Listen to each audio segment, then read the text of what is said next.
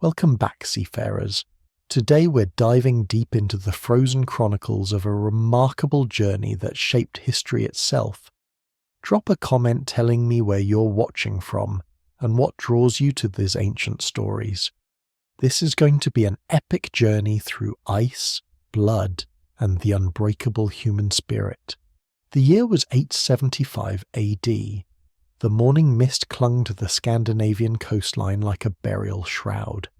And somewhere in that grey dawn, a young merchant named Eric Bloodaxe prepared for what would become the most challenging voyage of his life. But Eric's story begins weeks before that fateful departure, in the timber halls of his father's trading post, where the scent of tar and ambition mingled with winter's dying breath. Eric was the third son of Olaf the Seawolf, a trader whose ships had carried amber and iron across the northern waters for 2 decades. Unlike his elder brothers, who showed aptitude for the sword and the plough, Eric possessed an insatiable curiosity about the world beyond the fjords. He had spent his 21st winter studying the construction of longships, learning to read the sky's moods, and memorizing the songs that would keep men's spirits alive when death stalked the frozen seas. The decision to undertake this particular voyage came not from wanderlust alone, but from necessity born of tragedy. A harsh winter had killed nearly half their livestock, and spring raids by rival clans had burned their grain stores. Eric's father lay dying from a wound that refused to heal, and the family's survival depended on establishing new trade routes to the mysterious lands that lay beyond the edge of the known world. 3 ships had been prepared for the journey, but storms and sickness had reduced their expedition to a single vessel, crewed by the most desperate and determined souls in the settlement. Each member of the crew carried their own story of loss and hope, their own reasons for risking everything on the promise of distant shores where no Norseman had ever set foot. This is his story. But more than that, this is the story of how an entire civilization learned to extract warmth from the world's coldest embrace, how they transformed desperation into destiny, and how the bitter lessons learned on one impossible voyage would echo through generations of explorers who followed in their wake. Eric stood at the edge of everything he knew, staring at the dragon-proud vessel that would either carry him to glory or to the bottom of an unforgiving sea. The longship stretched before him like a wooden serpent, its clinker-built hull gleaming with fresh tar and ancient prayers.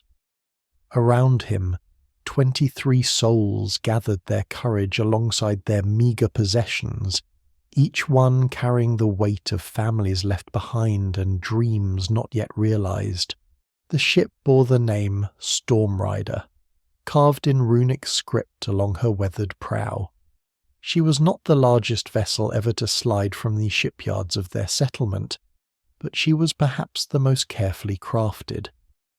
Her builder, a master craftsman named Thorvald Iron Hand, had selected each piece of timber personally, choosing oak that had weathered 40 winters for the keel, and pine that had grown straight and tall in the windswept forests for her planking. The ceremony of departure had begun before dawn with the sacrifice of a white goat to ensure favourable winds. The animal's blood had been sprinkled on the dragon's head and mixed with ale that each crew member drank in turn, sealing their brotherhood and their shared fate. Eric could still taste the bitter mixture on his tongue as he watched the final preparations unfold around him. Among the crew stood figures who would become legendary in their own right, though none knew it then.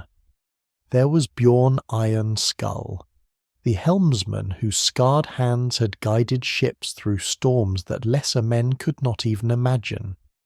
His weathered face bore the marks of 40 years at sea, and his pale blue eyes seemed to hold the memory of every wave he had ever conquered. Beside him stood Magnus the Strong, a bear of a man whose axe had split more skulls than timber, yet whose gentle hands could mend a sail with the delicacy of a woman's touch. Hilda the Weaver represented the 3 women brave enough to undertake this perilous journey. Her skilled fingers had woven the very sails that would carry them across unknown waters, and the woolen cloaks that would keep them alive when ice formed on their beards. She was the daughter of Sigrid the Wise, a Velva whose prophecies had guided their people through many harsh winters, and it was said that some of her mother's gift for seeing beyond the veil had passed to her. Astrid Shield Maiden was the second woman, a warrior who had earned her place through blood spilled in defence of their settlement. Her sword had tasted the blood of raiders from the southern lands, and her courage in battle had inspired songs that were sung around winter fires. Yet it was not her prowess with blade that made her invaluable on this voyage, but her knowledge of herbs and healing, skills that would prove more precious than gold in the trials ahead. The third woman was young Gudrun, barely 16 winters old, whose inclusion in the crew had sparked fierce debate among the elders. She was the daughter of Eric's uncle, and her gift for languages had already made her useful in trading with foreign merchants.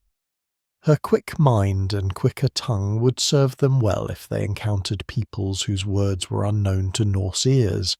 The men of the crew each brought their own specialties forged in the harsh crucible of northern survival.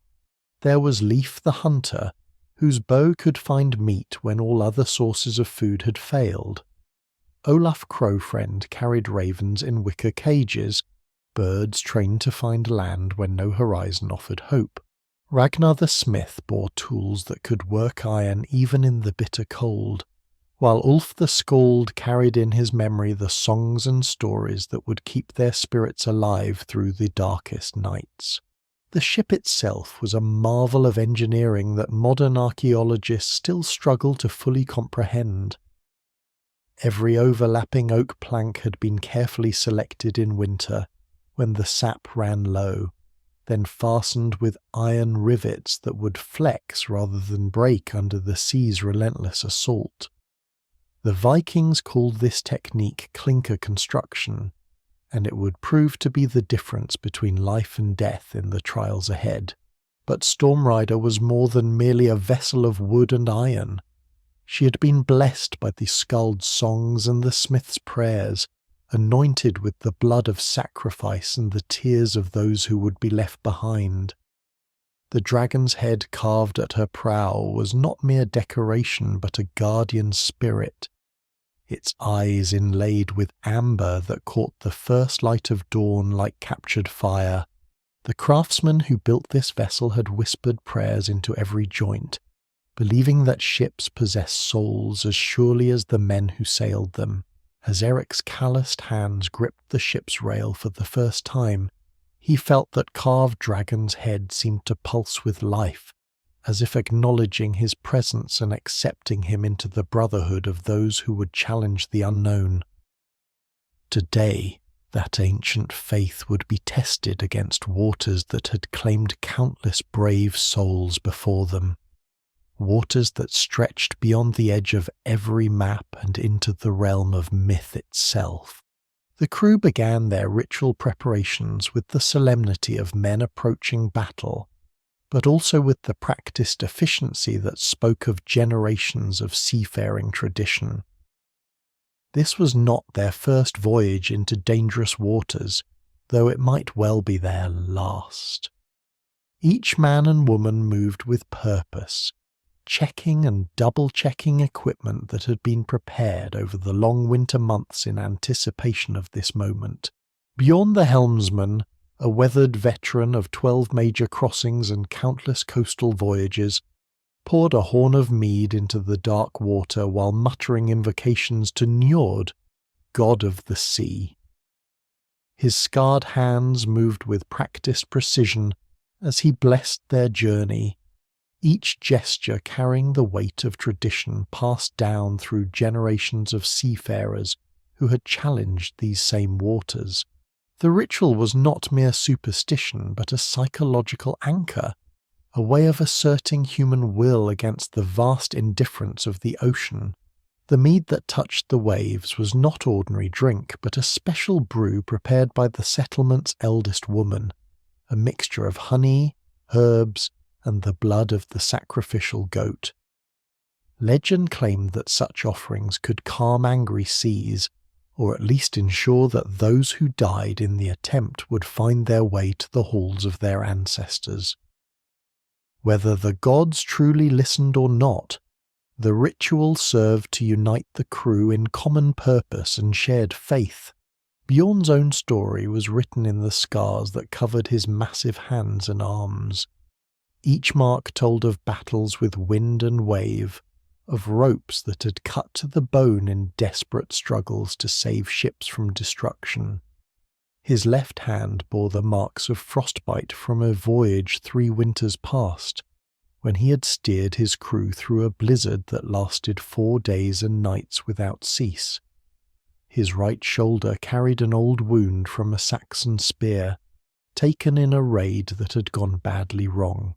Yet for all his scars, his hands remained steady and his voice calm as he spoke the ancient words of blessing.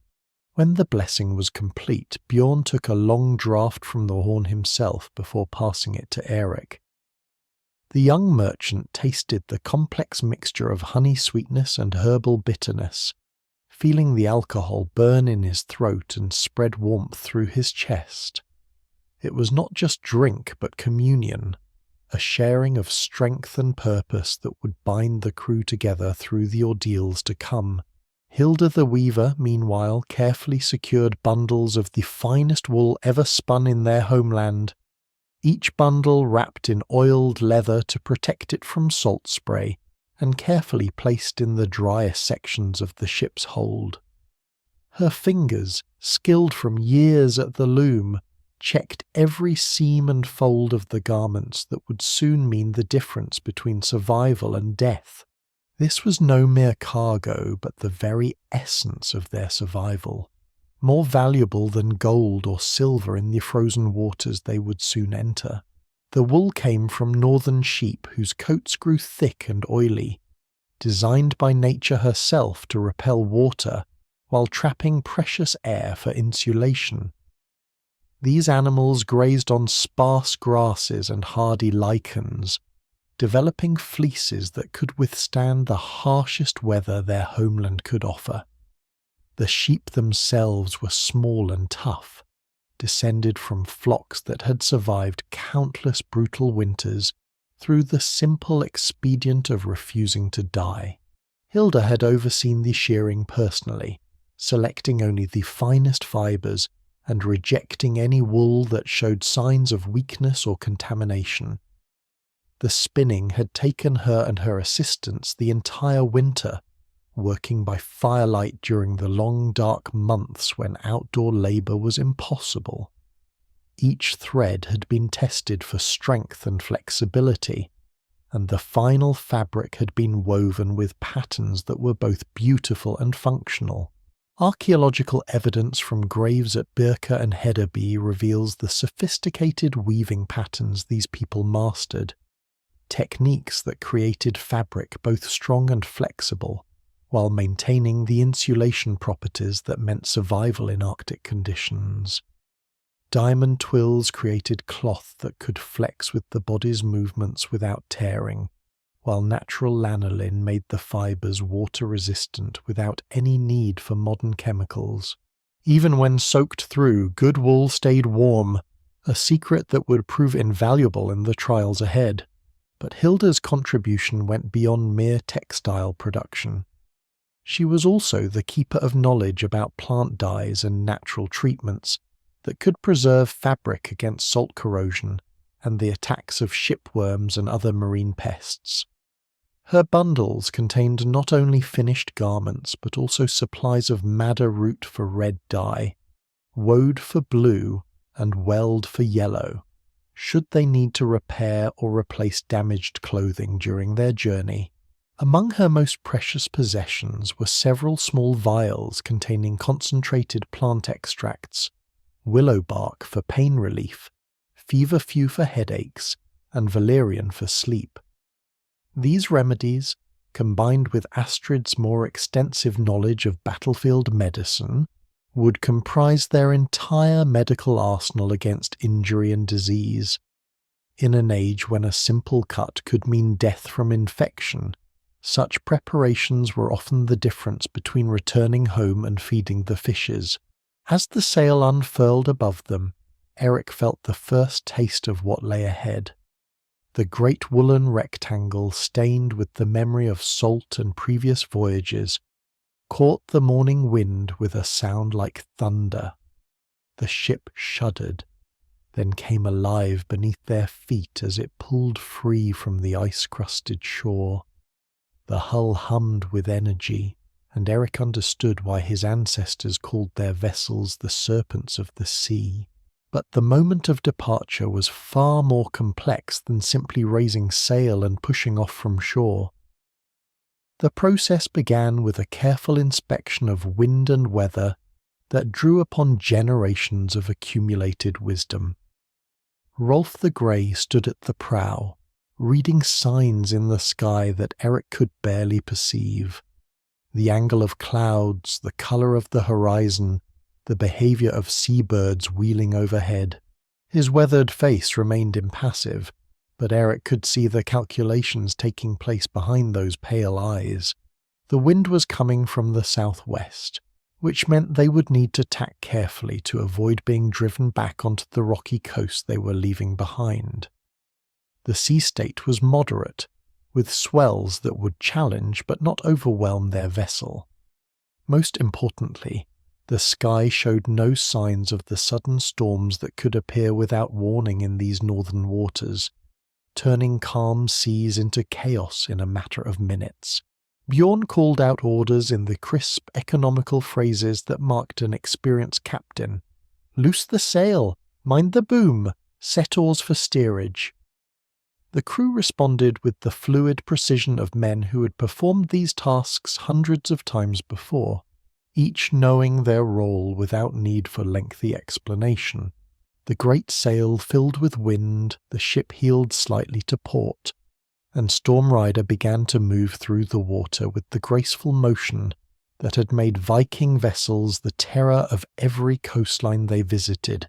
Eric felt the deck shift beneath his feet as the ship found her rhythm with the waves.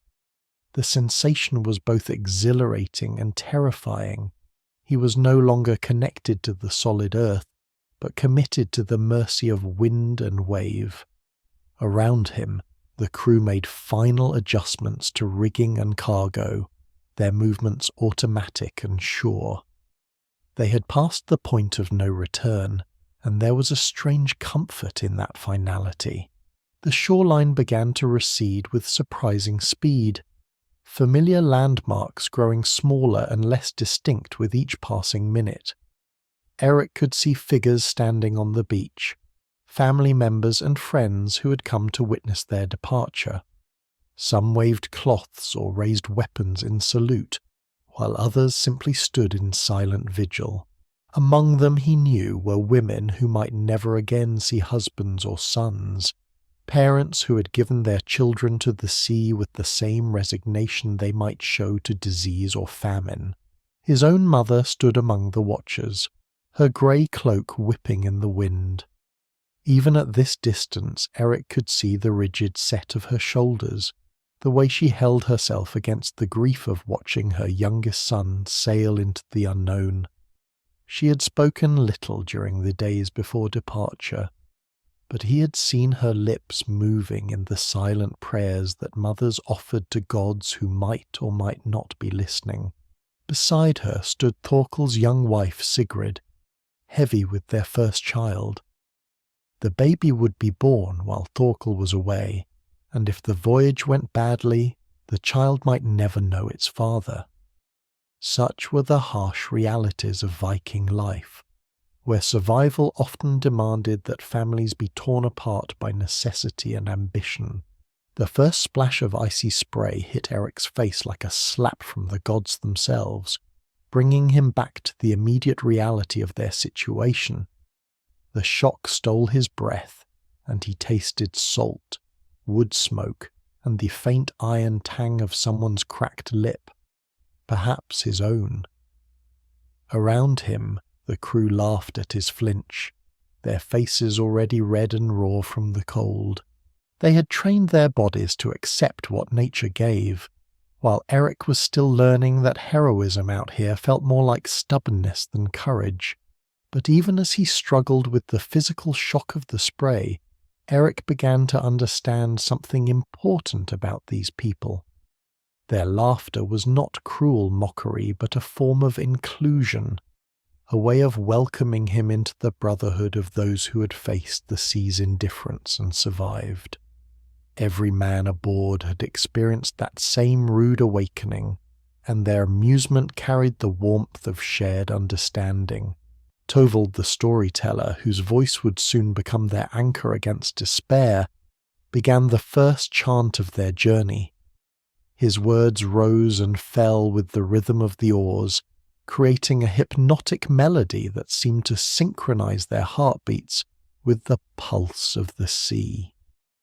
The song was ancient, its origins lost in the mists of time, but its purpose was clear: to bind the crew together in common rhythm and shared purpose.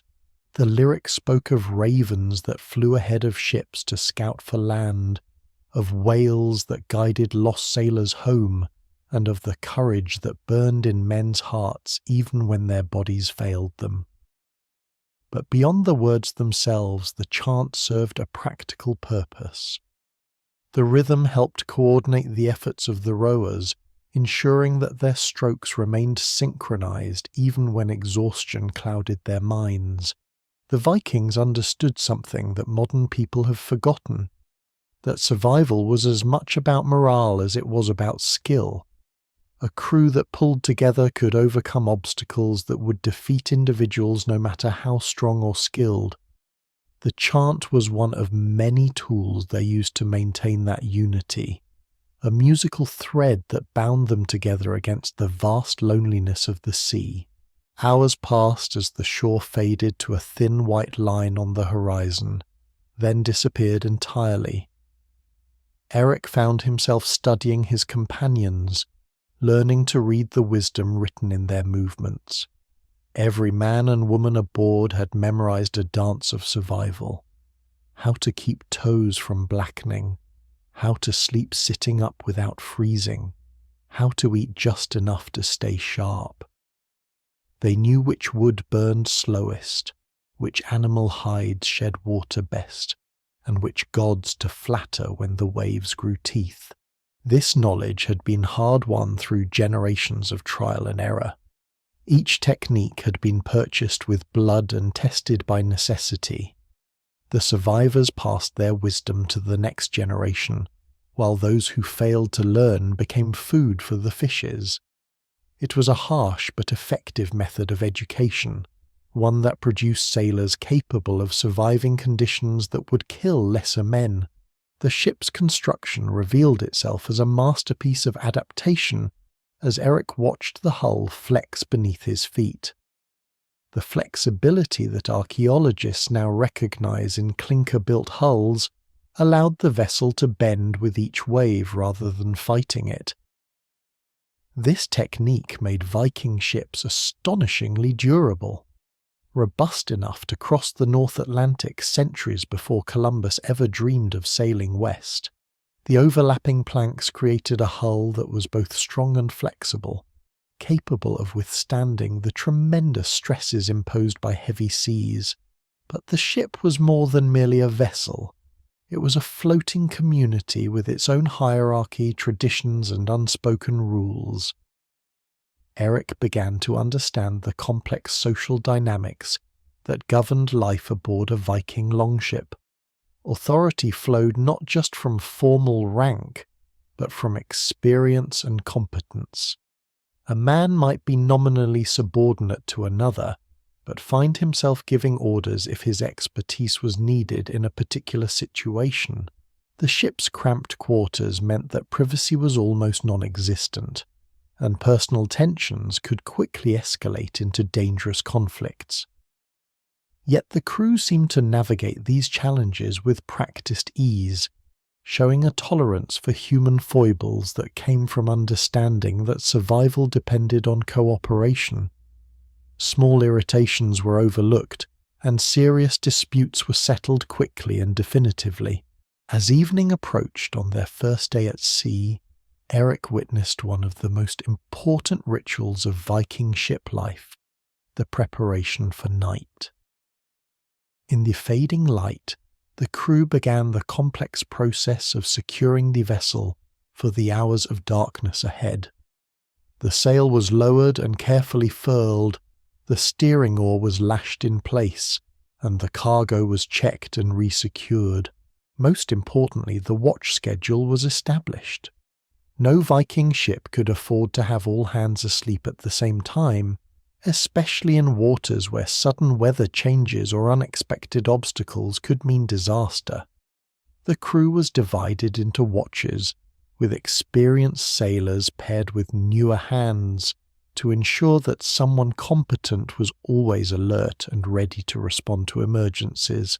As night fell on their first day, the crew demonstrated the complex layering system that would keep them alive through the weeks ahead.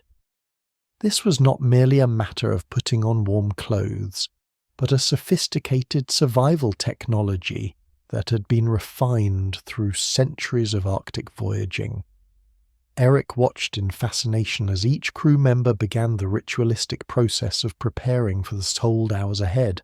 Gunnar the blacksmith rewrapped his legs in bands of thick wool called winningas, each strip wound with mathematical precision to provide maximum insulation while maintaining circulation. The technique was deceptively complex.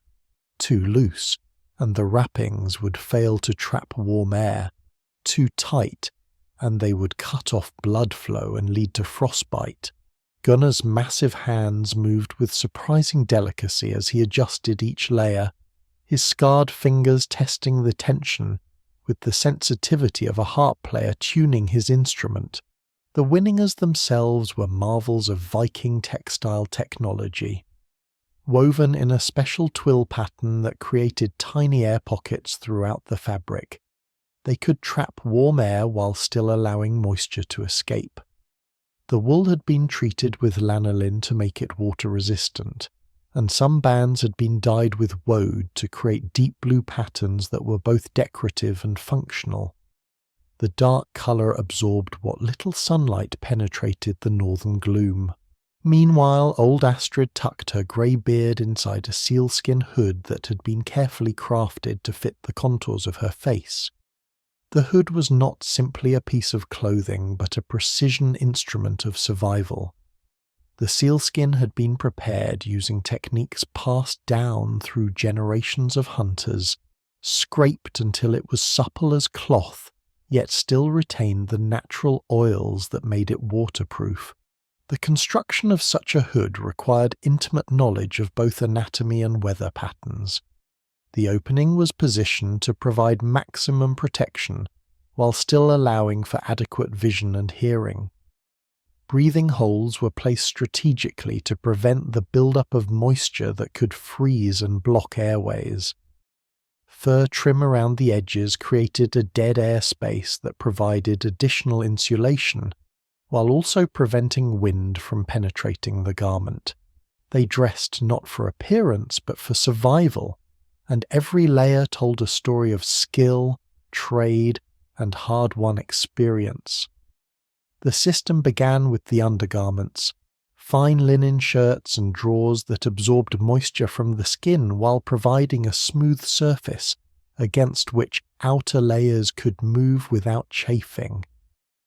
The linen was usually bleached white, not for aesthetics, but because the bleaching process removed oils and residues that could hold odours or provide food for parasites. Over the linen came wool tunics of varying weights and textures. The inner tunic was typically made from the finest wool available, soft enough to wear against the skin if necessary, but thick enough to provide significant insulation. The outer tunic was coarser and more tightly woven, designed to shed water and resist wind.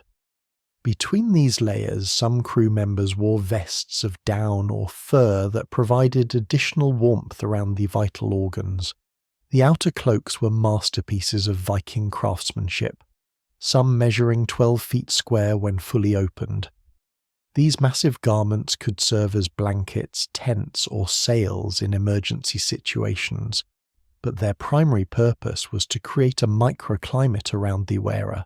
The best cloaks were woven from wool that had been specially prepared to maximize its insulating properties. The fleece was sorted by quality, with the finest fibers used for the inner surface and coarser strands for the exterior. Eric noticed how the seams were neatly stitched with sinew or wool thread, each joint reinforced against the stresses of constant movement. The edges were bound tight to block the wind, often with strips of leather or fur that created additional sealing. There were no zippers, no buttons, no logos, only purpose refined by necessity and centuries of innovation. The fastening systems were ingenious in their simplicity. Brooches and pins made from bronze or iron served not merely as decoration, but as sophisticated closure mechanisms that could be adjusted quickly, even with numb fingers. Leather ties and toggles provided backup security, ensuring that a garment would stay closed even if the primary fastener failed. Archaeological evidence suggests that Vikings sometimes waterproofed their cloaks by rubbing them with fish oil, whale blubber, or rendered fat from seals. The process was both art and science. Too little oil and the treatment would be ineffective. Too much, and the garment would become heavy and smell rank. The oil had to be worked into the fibers gradually, often over several days, to ensure even distribution and maximum effectiveness. Eric caught that scent now as the crew settled into their evening routine. Brine, smoke, and something distinctly animal mixing with the salt air. It was not unpleasant exactly, but it spoke of a people who had learned to use every resource available to them. No wonder the sagas described heroes whose presence reached you before they spoke. A Viking warrior in full gear carried the combined odours of leather, wool, metal and oil that announced his occupation to anyone downwind. But the clothing system extended beyond mere garments to include the tools and accessories that made survival possible.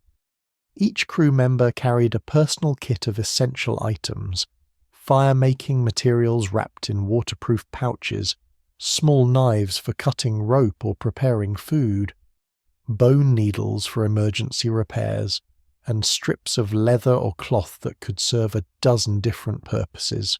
The fire-making kit was perhaps the most critical component of their survival equipment.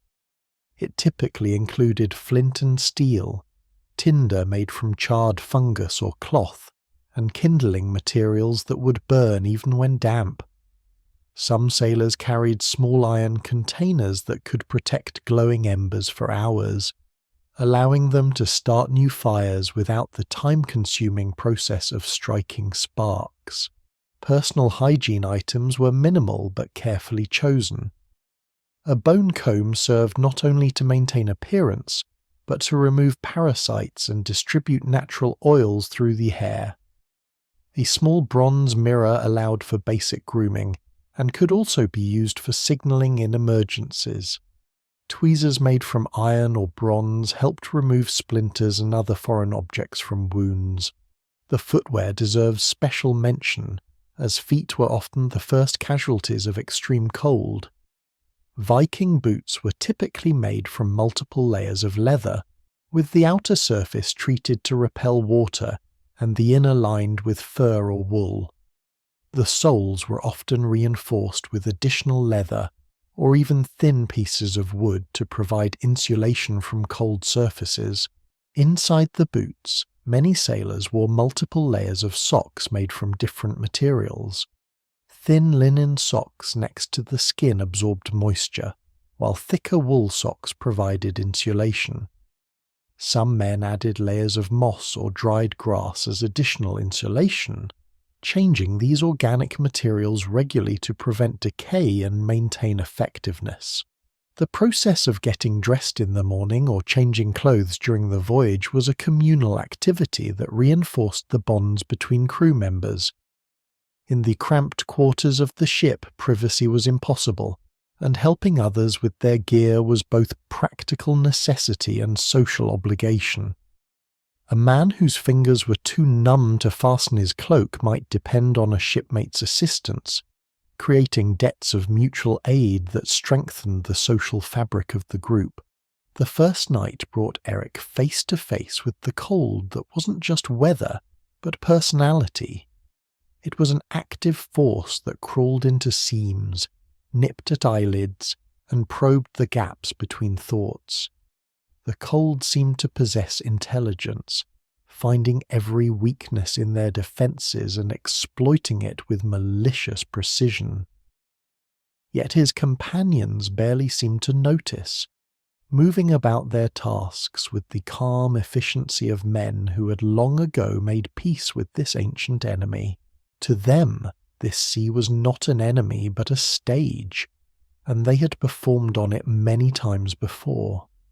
Their eyes narrowed to slits against the glare of sun on water, their faces set in expressions of grim determination that spoke of battles won through sheer persistence. They had learned to read the sea's moods, to anticipate its attacks, and to respond with the appropriate countermeasures. Hilda sat beside Eric, mending a tear in her cloak with fingers that moved steadily despite the cold that had turned them red as raw meat. She hummed softly as she worked, a tune Eric didn't recognize but that felt ancient as the stones beneath the sea. The melody seemed to flow directly from some deep well of cultural memory, carrying echoes of countless other nights when women had sat by firelight repairing the gear that kept their men alive. When Eric asked how she endured the chill that was already making his bones ache, she paused in her stitching and looked at him with eyes that held the wisdom of many harsh winters. "The cold keeps you awake," she said with a gap-toothed smile, "and if you sleep too long, it will keep you forever." The crew laughed quietly at her grim humour, but Eric heard the truth in it, a philosophy of survival that accepted hardship as the price of continued existence. This was more than mere resignation. It was a form of practical wisdom that had been refined through generations of struggle against hostile environments. The Vikings had learned not to waste energy fighting forces they could not defeat, but rather to find ways of working with or around them. The cold was a fact of life, like hunger or fatigue, to be managed rather than conquered. Someone passed him a bundle of dried moss, explaining its use as insulation stuffed into boots or under tunics to trap heat. In desperate times, they even used it as a crude sponge or bandage. Eric rubbed it between his fingers, feeling how springy it was, how easily it absorbed moisture. The smallest things became tools of survival out here, where nothing could be wasted. The scent of tallow, rendered animal fat, filled the air as one of the men dipped a strip of hide into a pot of it, then wound it around his wrist like armour. His fingers, scarred and cracked from years of this work, moved with practiced care. Nothing went to waste on a Viking ship. Bones became needles, intestines became cord, and fat became the barrier between life and death. As a sudden gust struck the ship, spray arced high like shattered crystal before falling across the deck. The ice-cold water soaked Eric's face, but the crew hardly reacted. Their cloaks shed water like a duck's back, and he could see how the overlapping layers directed moisture downward, never inward. The wool drank up what it must, but never surrendered its warmth. Eric began to realize how deeply social this knowledge was. Someone had taught each of these people to weave this way, to tie knots that held against wind, to wrap hands in cloth just loose enough to trap air. These were lessons passed from grandmother to mother to son, embedded in memory long before books or diagrams existed. A seam could be heritage, a fold of fabric, a signature of survival. Even their headgear carried meaning beyond mere warmth.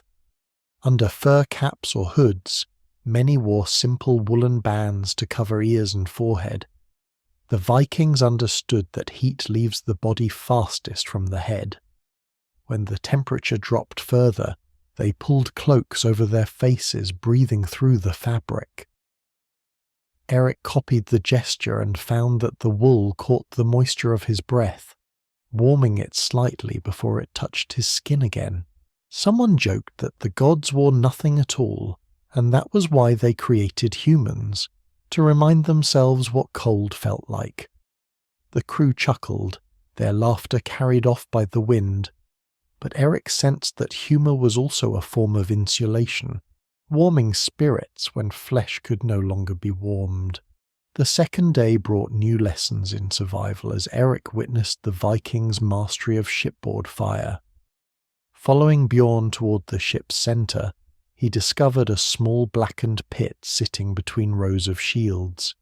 It was nothing grand, just a hollow lined with flat stones, each dark with soot. Beside it lay a pot, a few lumps of charcoal, and a skin of animal fat that gleamed like amber. This was their hearth, the beating heart of warmth aboard a ship made for ice. When conditions allowed, they lit small fires here, not blazing ones, but controlled embers surrounded by stones that absorbed heat. The stones stayed warm for hours, radiating gentle warmth into cold fingers and stiff faces. The sailors called it sea fire, and Eric watched the smoke rise through gaps in the planks or escape through the open deck. When the air grew too thick, they doused the flames and relied on stored heat alone. Archaeological finds in Denmark and Norway confirm that Viking ships sometimes carried portable braziers, shallow iron boxes filled with coals. These devices provided just enough warmth for cooking or thawing limbs without risking the ship itself. Fire on wood was a dangerous friend, but a necessary one in waters that could freeze a man's blood in his veins. An old saga mentioned sailors warming stones in fires on shore before departure, then wrapping them in hides and bringing them aboard. These stones would release their heat slowly through the first freezing night, providing a small comfort that could mean the difference between survival and death. Historians still argue whether crews actually slept near these hearths, or avoided them for fear of sparks. But Eric could see the truth in both approaches as the faint orange glow flickered over faces half hidden in steam and smoke. Someone handed Eric a strip of dried fish fried in animal fat. It tasted salty, rich, and faintly smoky, the fat coating his tongue and burning warmly down his throat. He realized that heat could live inside food too. These sailors carried barrels of tallow and seal fat, not just to eat, but to burn in shallow lamps where wicks made of twisted linen would float on the surface, providing dim light and precious warmth. Eric crouched closer to the pit and felt heat rising in faint pulses. It wasn't enough to chase the cold away, but it softened it the way a candle softens darkness.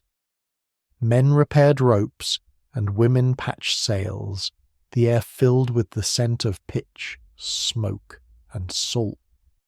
A perfume of persistence that would stay with him forever. One man dipped his hand in the fat skin and rubbed a thin layer across his face until it glistened in the weak light. "Keeps the wind from cutting," he explained. Eric mimicked him, and the sensation surprised him. The fat formed a barrier, greasy but effective, sealing his skin against the air's assault. The Vikings did this often, coating hands, cheeks, and even nostrils to prevent frostbite. There was a rhythm to their survival that Eric began to recognize. Fire warmed the stones warmed the people, and the people worked to keep the fire alive. In that cycle lay a kind of faith, not in gods this time, but in materials, in the ancient dance between human need and natural resources. As he looked around, Eric noticed how the crew arranged themselves with unconscious wisdom. The youngest clustered nearest the hearth, while veterans leaned against the outer planks, trusting their layers of wool and experience to see them through. They talked in low voices, sharing tales that passed the time and kept spirits bright. One spoke of a storm so fierce it tore their sail to ribbons and froze their beards solid. "We laughed," he said, his eyes twinkling with memory. "If you stop laughing, you stop breathing." The others nodded in understanding, and Eric began to grasp that warmth here was not just physical, it was emotional, collective. No one survived the freezing sea alone. Bjorn began to hum, his voice low and repetitive, matching the rhythm of the waves. Soon others joined in, their voices rising like the sea itself. The chant filled the cold air, vibrating through the hull until it felt like another kind of heat, one that came from within. Historians often underestimate how psychological warmth matters, but the Vikings understood that fear makes you cold. Laughter, song, and movement were their real defenses against the elements. As the day faded, they covered the fire with a flat stone to trap the remaining heat. The light dimmed to a red eye in the center of the deck, shadows lengthened, and the crew curled into their cloaks. The smell of smoke clung to everything, even the sky above. Eric sat with his back against a warm stone, his fingers thawing slowly, and realized how primitive this felt, and yet how ingenious. No heaters, no electricity, only knowledge and patience.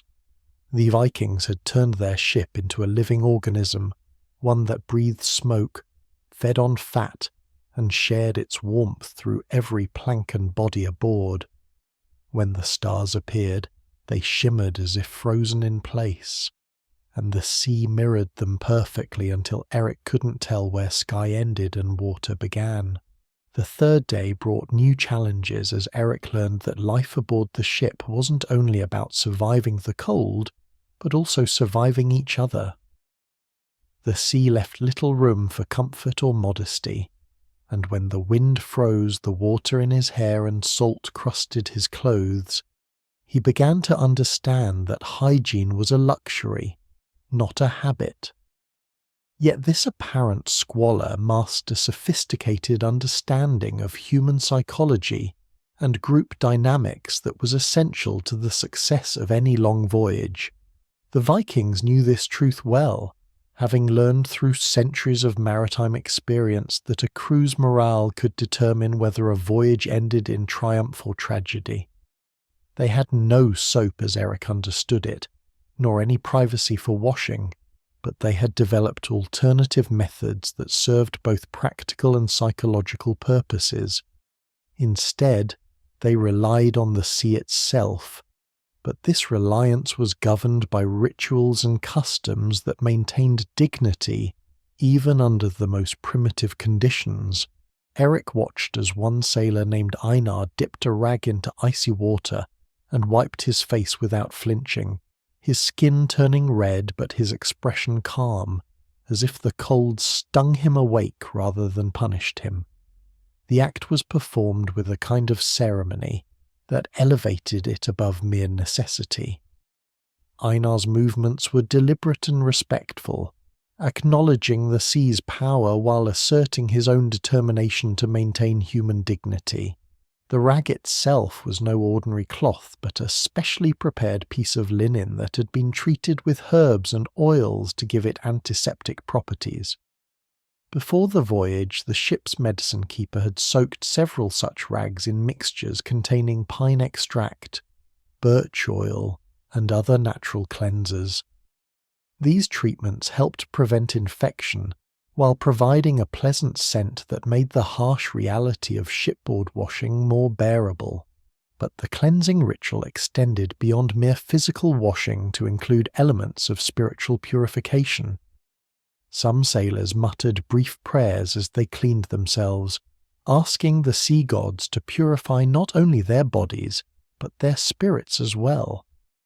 The water that touched their skin was the same element that could destroy them, and acknowledging this paradox was part of their complex relationship with the maritime environment.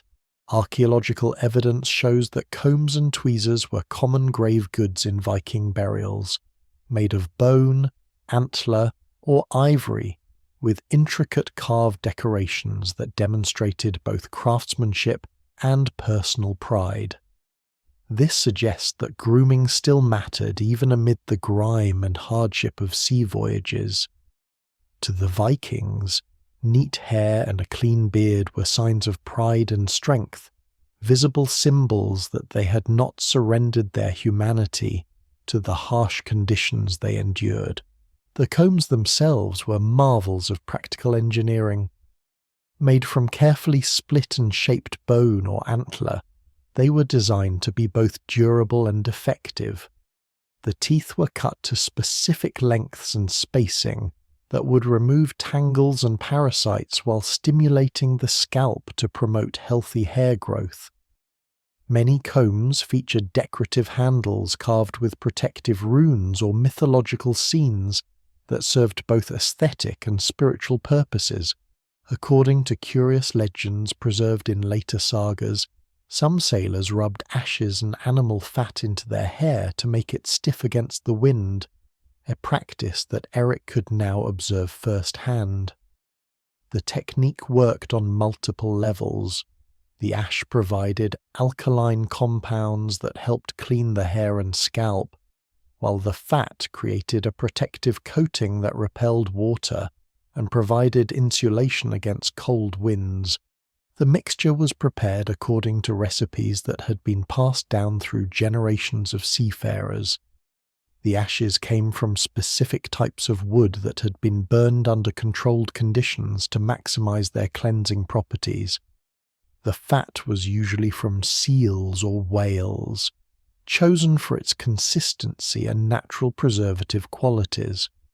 When properly prepared and applied, this primitive pomade could protect hair and scalp for weeks, even under the harsh conditions of ocean voyaging. Eric could imagine the scene clearly now.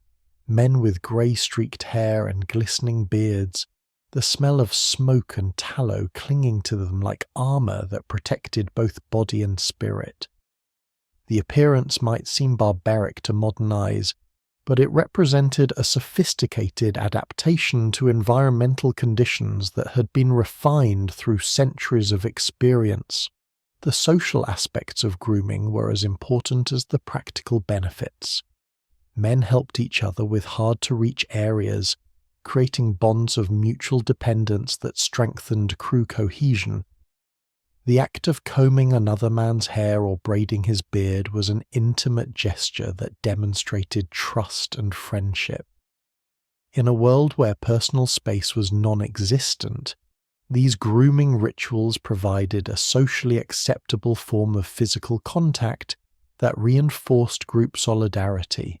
The sagas mention Saturday as washing day, which hints that cleanliness had both routine and ritual significance, even out here in the middle of the sea where every effort at hygiene was an act of courage against the elements. This weekly observance served multiple purposes. It provided a regular rhythm that helped maintain crew morale. It ensured that hygiene did not deteriorate completely, and it created a shared activity that reinforced group identity. The Saturday washing ritual was more elaborate than daily maintenance, involving communal activities that transformed necessary tasks into social events. Fresh water, when available, was heated over the ship's fire. Dried herbs were added to create aromatic steam that both cleansed and refreshed. Men took turns helping each other reach difficult spots, and the whole process was accompanied by jokes, songs, and storytelling that made the ordeal enjoyable rather than merely endurable. Eric looked around the deck at salt crystals shining on cloaks like frost, planks slick with seawater and oil, and Astrid scraping the deck with a piece of broken shell while humming to herself. The woman's movements were rhythmic and meditative, transforming a mundane chore into something approaching art. The shell she used was not randomly chosen but carefully selected for its size, shape, and hardness, a tool as specialized in its own way as any modern implement. The act of deck cleaning served purposes beyond mere tidiness. Removing accumulated salt, oil, and organic matter prevented the development of slippery surfaces that could cause dangerous falls. It also eliminated potential breeding grounds for parasites and disease organisms that could threaten the crew's health. Most importantly, it provided a visible demonstration that human order could be maintained even in the chaotic environment of the sea. The smell of wet wool and smoke filled Eric's lungs, heavy but strangely comforting, like the scent of home fires and familiar places. This olfactory landscape was as much a part of Viking identity as their language or religion. Each component of the smell told a story. The wool spoke of sheep grazing on windswept hills. The smoke recalled countless hearth fires where families gathered against the dark, and the underlying tang of salt connected them to the vast waters that were both highway and hazard. Sweat, too, was part of their survival strategy, though it seemed paradoxical in such cold conditions. The act of rowing, hauling ropes, or hammering nails kept blood moving and heat generating, turning their bodies into biological furnaces that burned calories to produce the warmth necessary for life. When a man stopped working, another would shout for him to move, not from cruelty, but from the hard-learned knowledge that rest meant cold, and motion meant life in this environment. This constant activity created its own challenges. Excessive sweating could saturate clothing and create dangerous cooling when the activity stopped. The Vikings had learned to manage their exertion levels carefully, working hard enough to stay warm but not so hard that they compromised their insulation systems. It was a delicate balance that required both physical awareness and emotional discipline. Someone passed a small pot filled with herbs soaked in oil around the crew, and they dabbed the mixture under their noses with the reverence of a religious ritual. The scent was sharp and clean, almost medicinal, cutting through the accumulated odours of unwashed bodies and sea spray. When Eric asked about the mixture, they explained it masked the stench of fish and bodies while providing other benefits as well. The herbal preparation likely included juniper, pine, and mint, plants known to the Norse for their cleansing and soothing properties, but also for their ability to clear congested breathing passages and provide protection against respiratory infections. The oil base, probably rendered from seals or whales, carried the active compounds from the herbs while creating a barrier that prevented harmful substances from entering the nasal passages, but the mixture served psychological purposes as well as physical ones. The act of applying it created a moment of self-care and personal dignity that was precious in an environment where such luxuries were rare. The pleasant scent provided a brief escape from the harsh realities of shipboard life, carrying the mind back to summer meadows and forest glades where such herbs grew wild and free, Records from the period confirm that Vikings carried extensive pharmacopoeias of herbs like thyme, angelica, and meadowsweet for both culinary and medicinal purposes. These were their deodorizers, antibiotics, and breath fresheners all in one, but they were also powerful psychological tools that helped maintain the mental health that was as important as physical health for survival. The knowledge of herbal medicine was typically passed down through the female line, with mothers teaching daughters the properties of various plants and their proper preparation and use. This created a parallel system of medical knowledge that complemented the more dramatic surgical skills practiced by warrior healers. On a ship like Storm Rider, this folk medicine was often the difference between minor ailments and life-threatening conditions. In the still moments between waves, when the wind dropped and the ship settled into a gentler rhythm, the sounds of the ship grew intimate and domestic.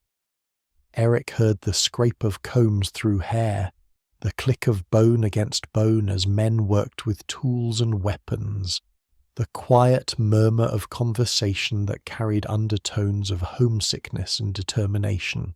It felt domestic, almost tender, a reminder that these people, often imagined as savage raiders, were instead careful and orderly in their personal routines.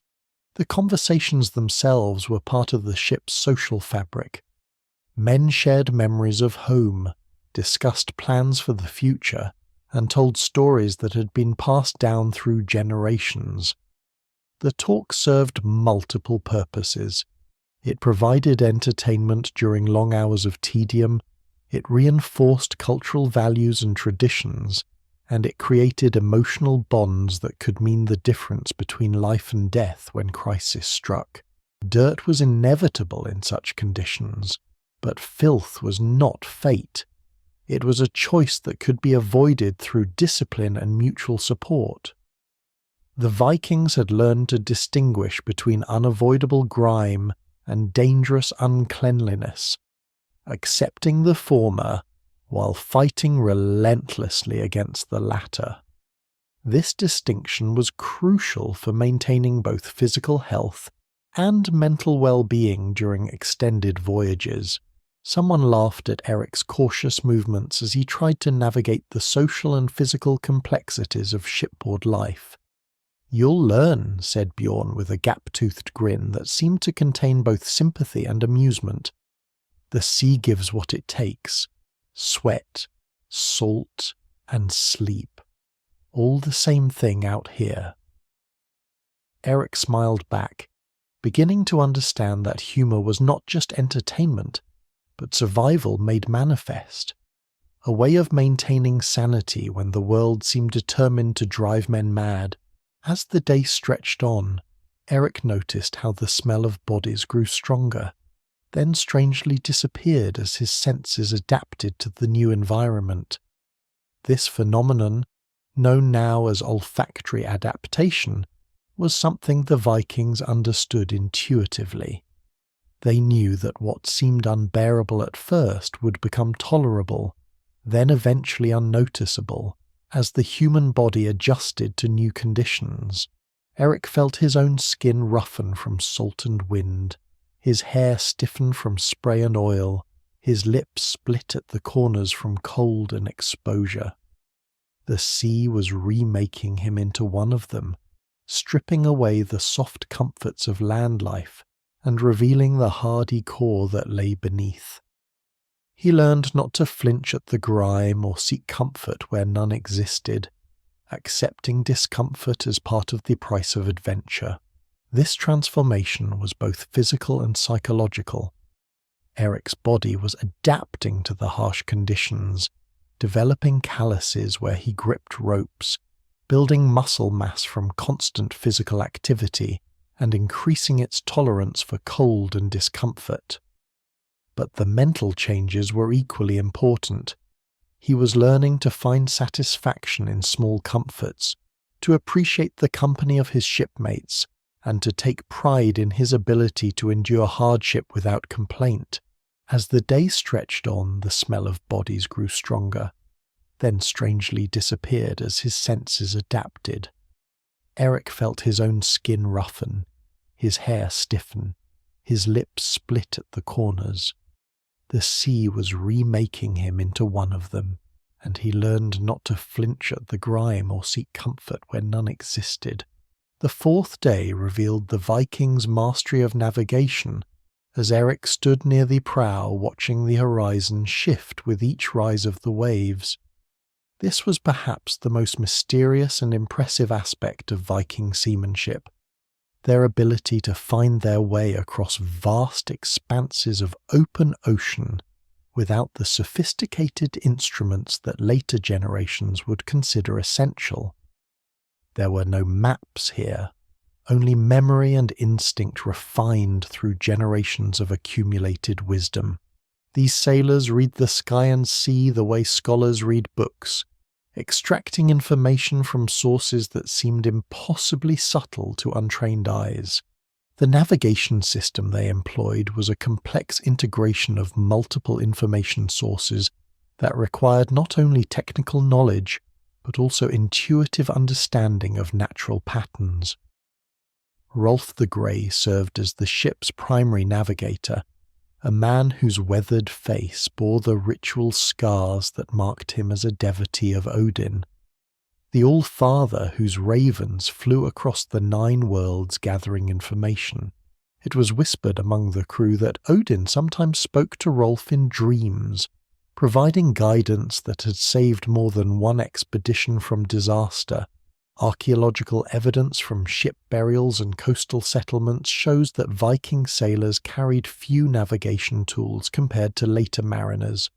No magnetic compasses, no detailed charts, no astrolabes or sextants.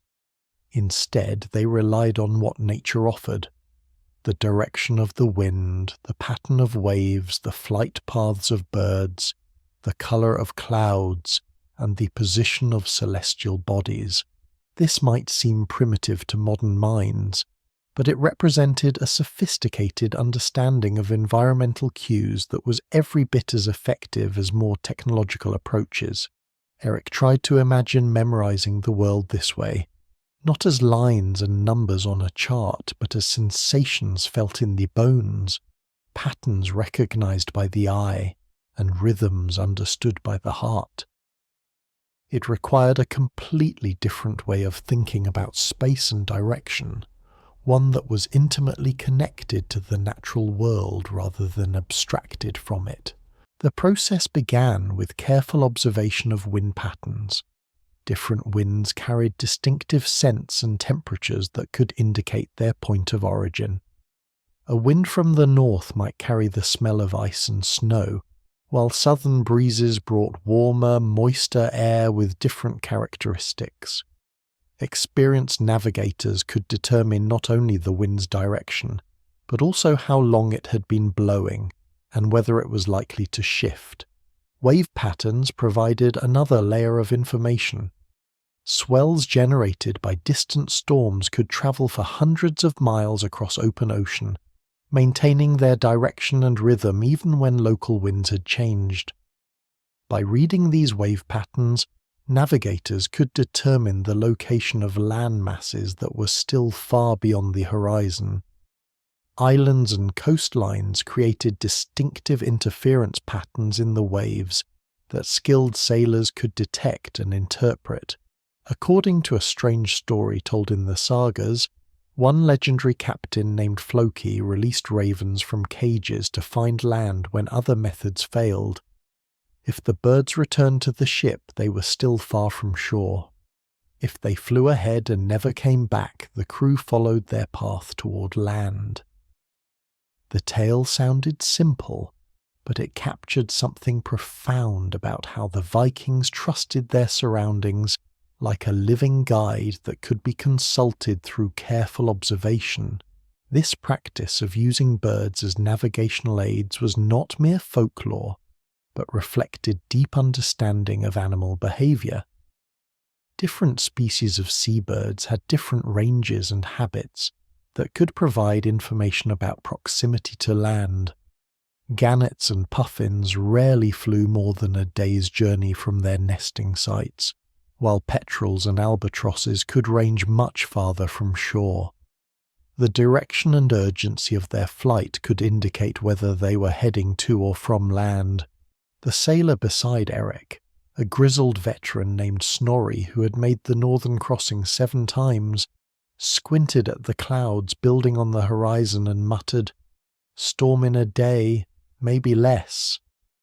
The others nodded knowingly, their expressions growing more focused as they began to read the same signs that Snorri had detected. Eric looked up but saw nothing unusual, just grey clouds that seemed no different from those they had seen on previous days. But as he watched and listened, Eric began to notice details that had previously escaped his attention. The gulls that had been following the ship had gone silent and changed their flight patterns, no longer diving for fish, but flying higher and more purposefully toward the southwest.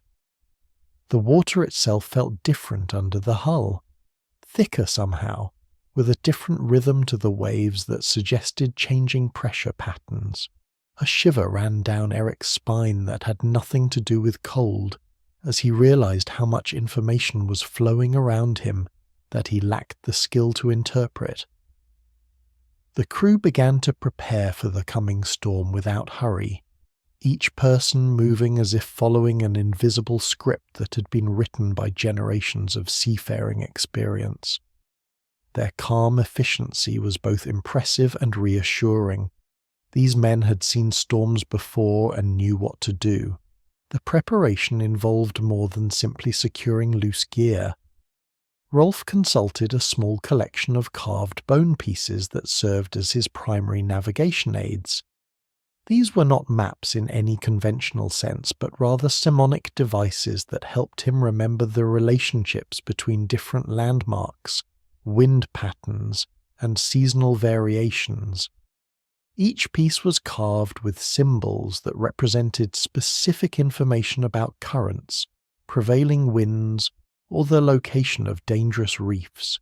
One of the most important tools in Rolf's kit was a simple wooden disc with notches cut around its edge. This device, called a bearing dial, allowed him to measure the relative positions of celestial bodies and maintain course even when the sun was obscured by clouds.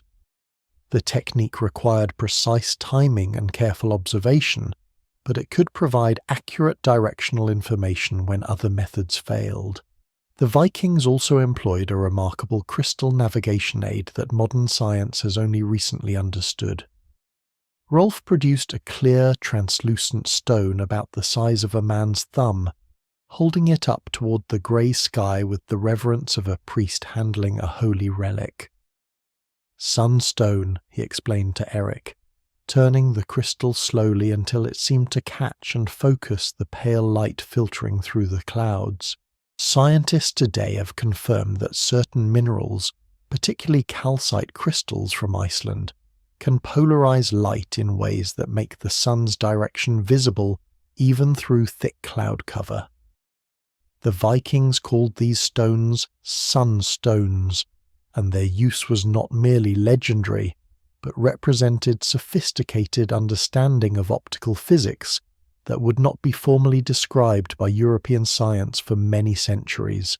The technique required considerable skill and experience to use effectively. The navigator had to know exactly how to hold the crystal, which angle to view it from, and how to interpret the subtle changes in light polarization that indicated the sun's position. In the hands of an expert like Rolf, a sunstone could provide accurate directional information even during the worst weather, when all other navigation methods had failed. But navigation involved more than just finding direction. It also required understanding of distance, time, and position. The Vikings measured their progress using a combination of methods that included careful observation of their speed through the water, the time elapsed since their last known position, and the cumulative effects of currents and wind drift. Speed estimation was accomplished through techniques that seem almost mystical to modern minds. Experienced sailors could judge their velocity by the sound of water rushing past the hull, the angle of spray thrown up by the bow, and the rhythm of waves striking the ship. Some navigators threw small pieces of wood overboard and timed their passage along the length of the ship, using this information to calculate speed with remarkable accuracy. Timekeeping was equally challenging without clocks or watches. The Vikings relied on careful observation of the sun's movement across the sky, supplemented by internal biological rhythms that had been trained through years of maritime experience. Some navigators carried simple sundials or used the length of shadows cast by vertical objects to estimate the time of day.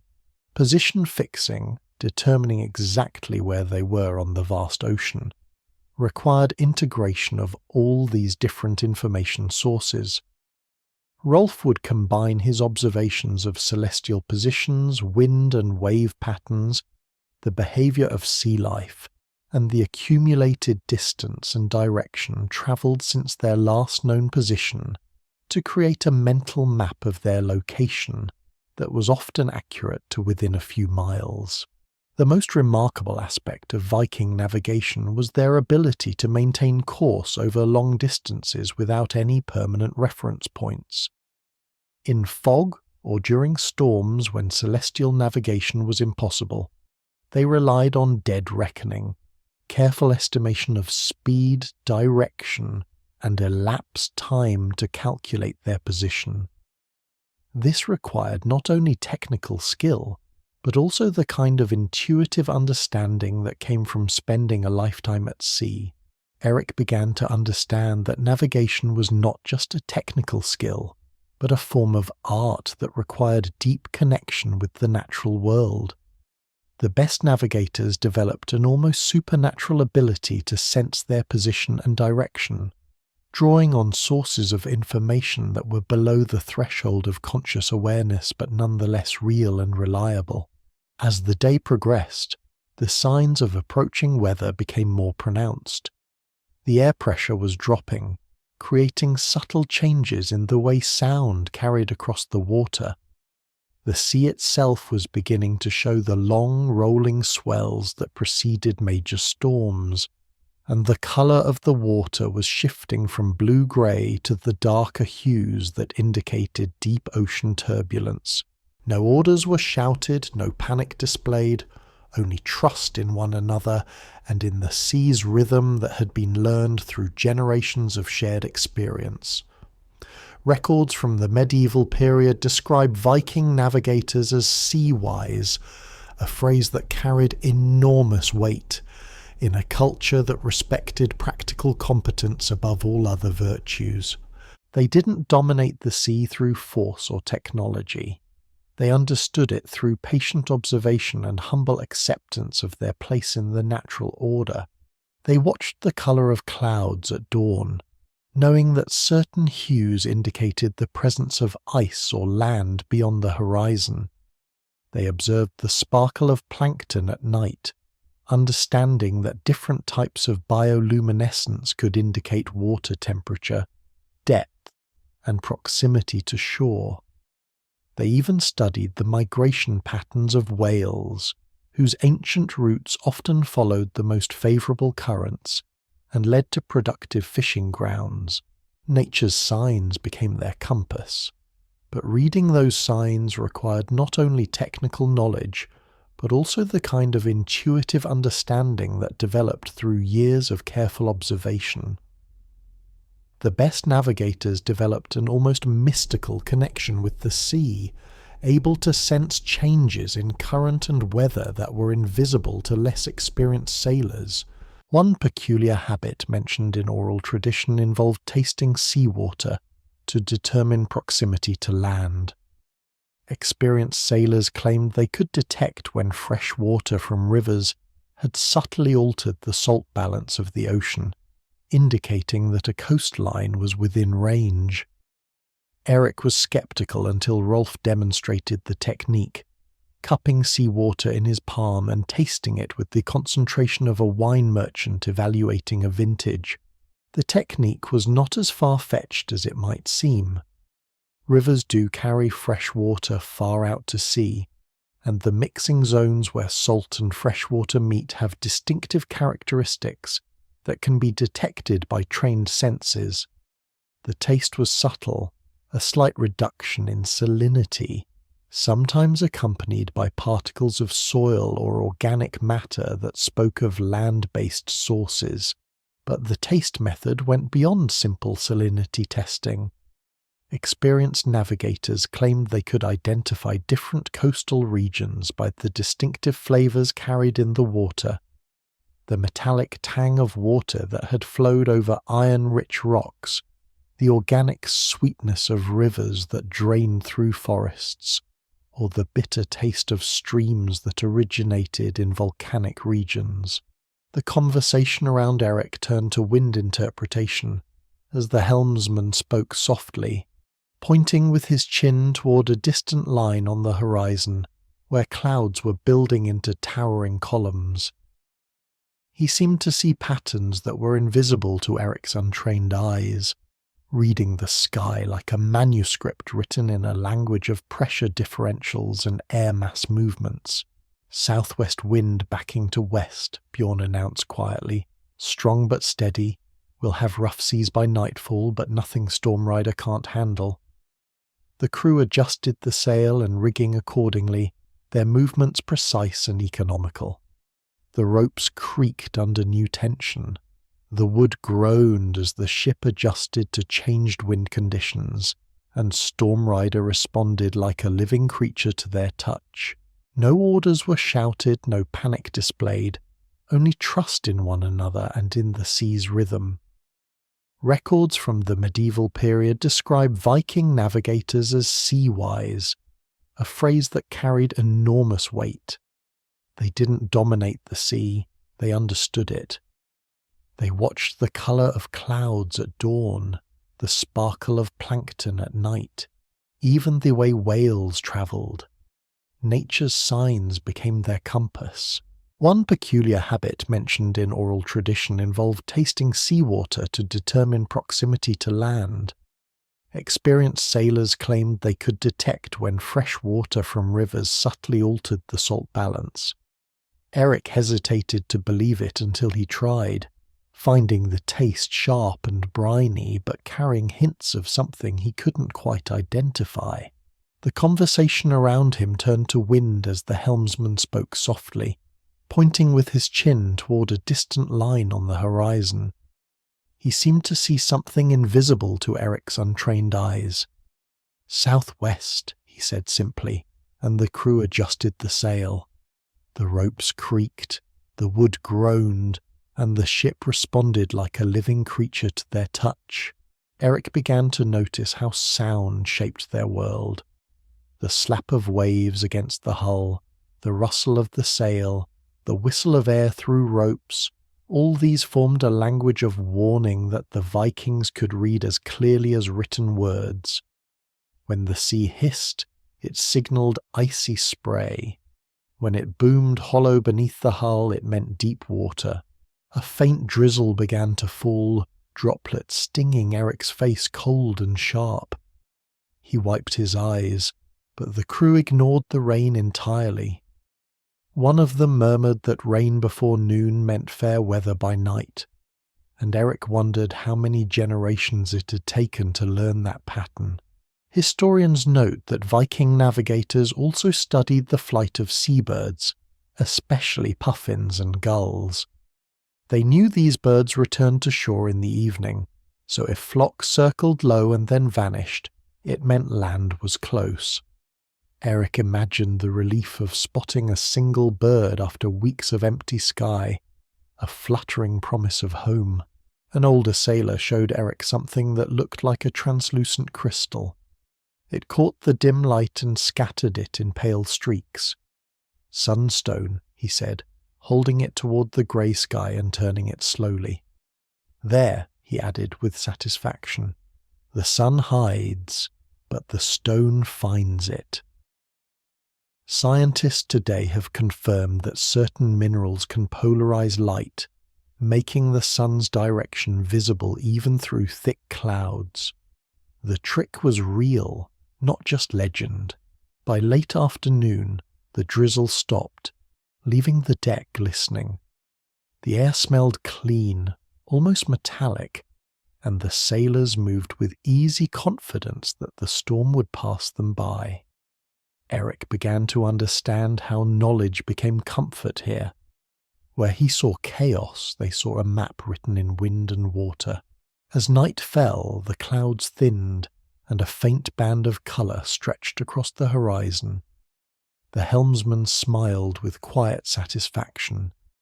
Good weather after all, he said, and Eric felt warmth in that certainty, the kind that comes from mastery, not temperature. The 5th day began with hunger, a soft ache at first that hummed quietly beneath Eric's ribs. The cold made it worse, feeding on his body's warmth like a parasite. He watched the crew stir to life as grey light spilled across the deck, someone opening a wooden chest that released the sharp, salty scent of dried fish into the morning air. Excavations at Viking settlements in Greenland and Iceland reveal that these sailors carried simple but clever provisions. Dried or smoked fish, hard bread, cheese hardened to stone, and barrels of preserved meat were their staples. They ate to survive, not to delight, each meal designed to last weeks without spoiling, even when frozen solid. According to old accounts, they sometimes boiled seaweed to thicken stews, adding salt and texture while keeping bellies full during lean times.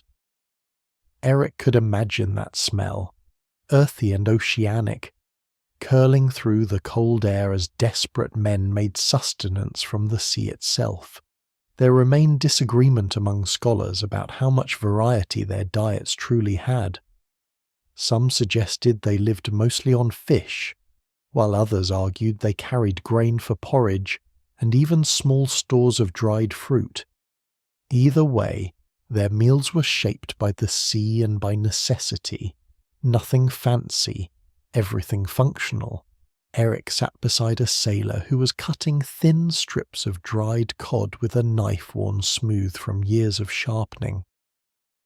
The man dipped each piece in melted butter that glowed golden in the morning light. "Good for strength," he said simply.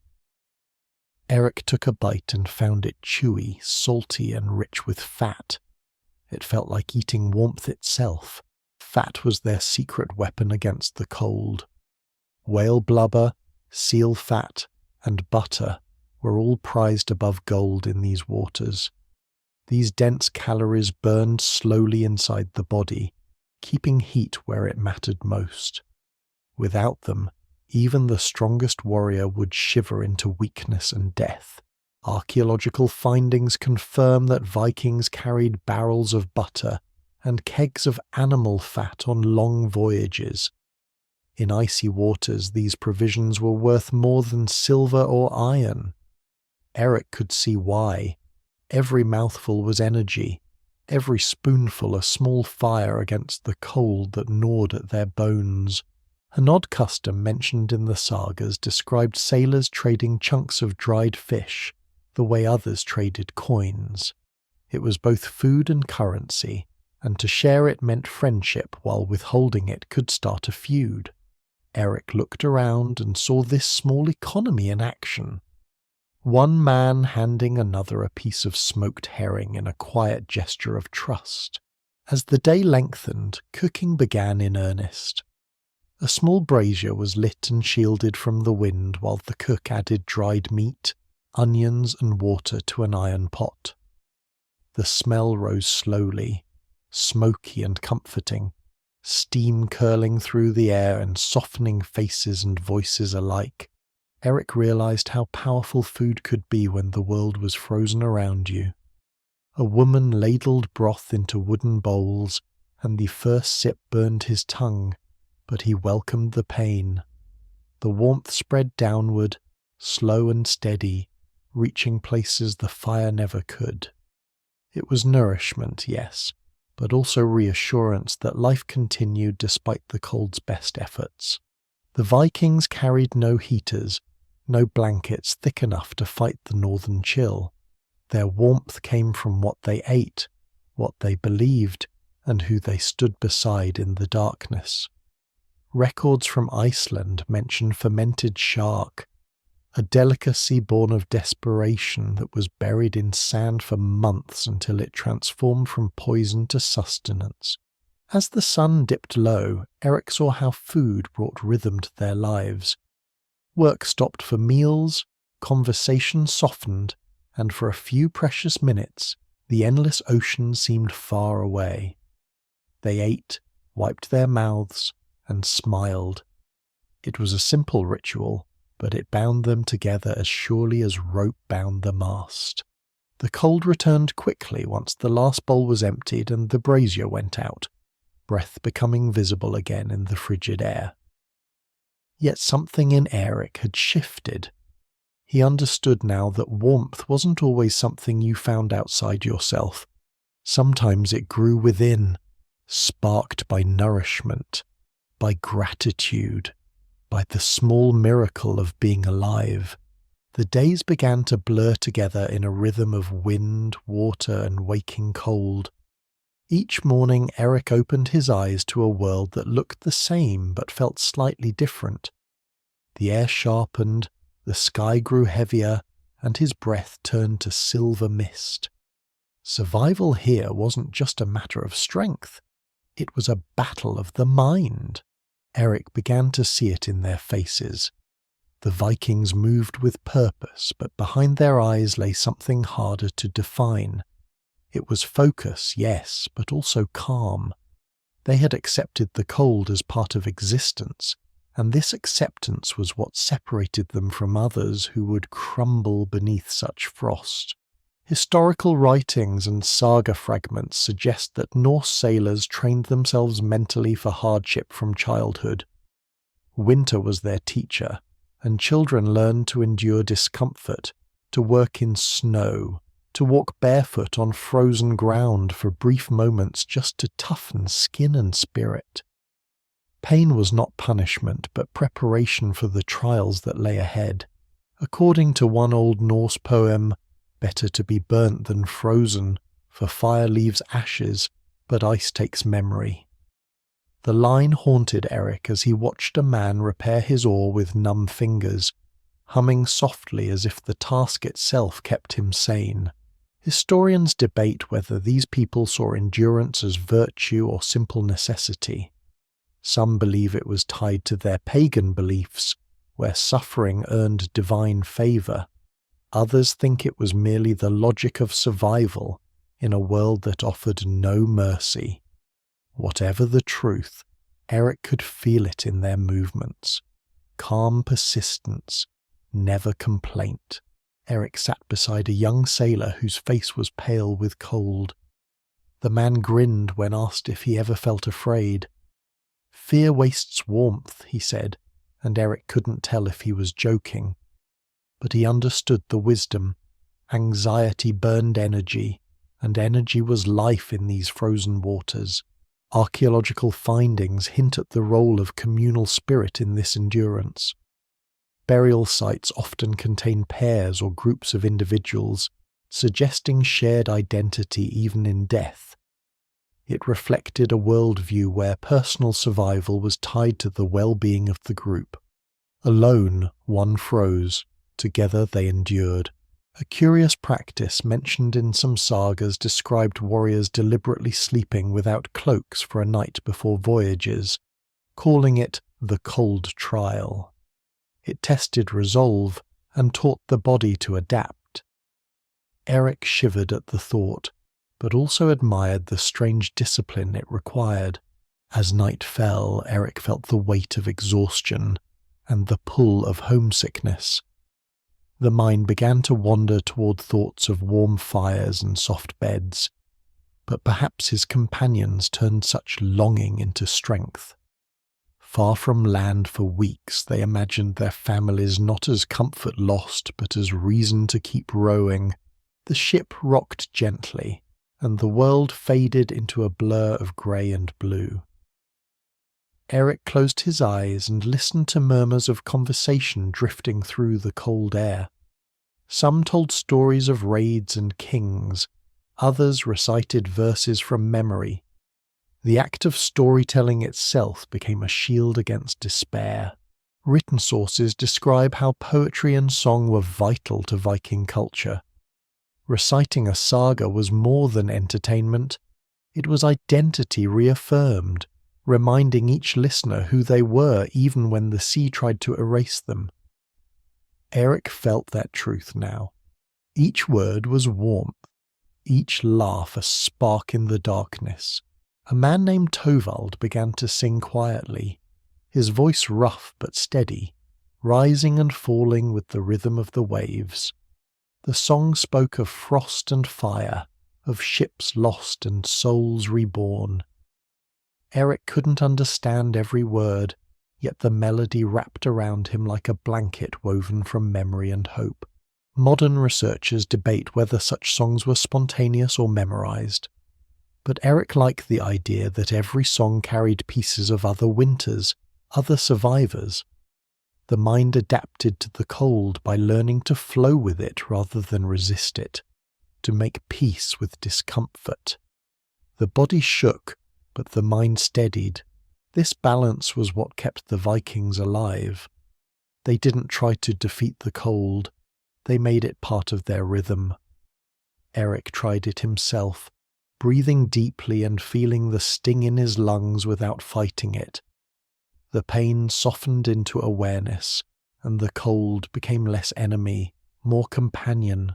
For a moment he felt what they must have felt, a strange calmness, a quiet pride in simply existing within the storm.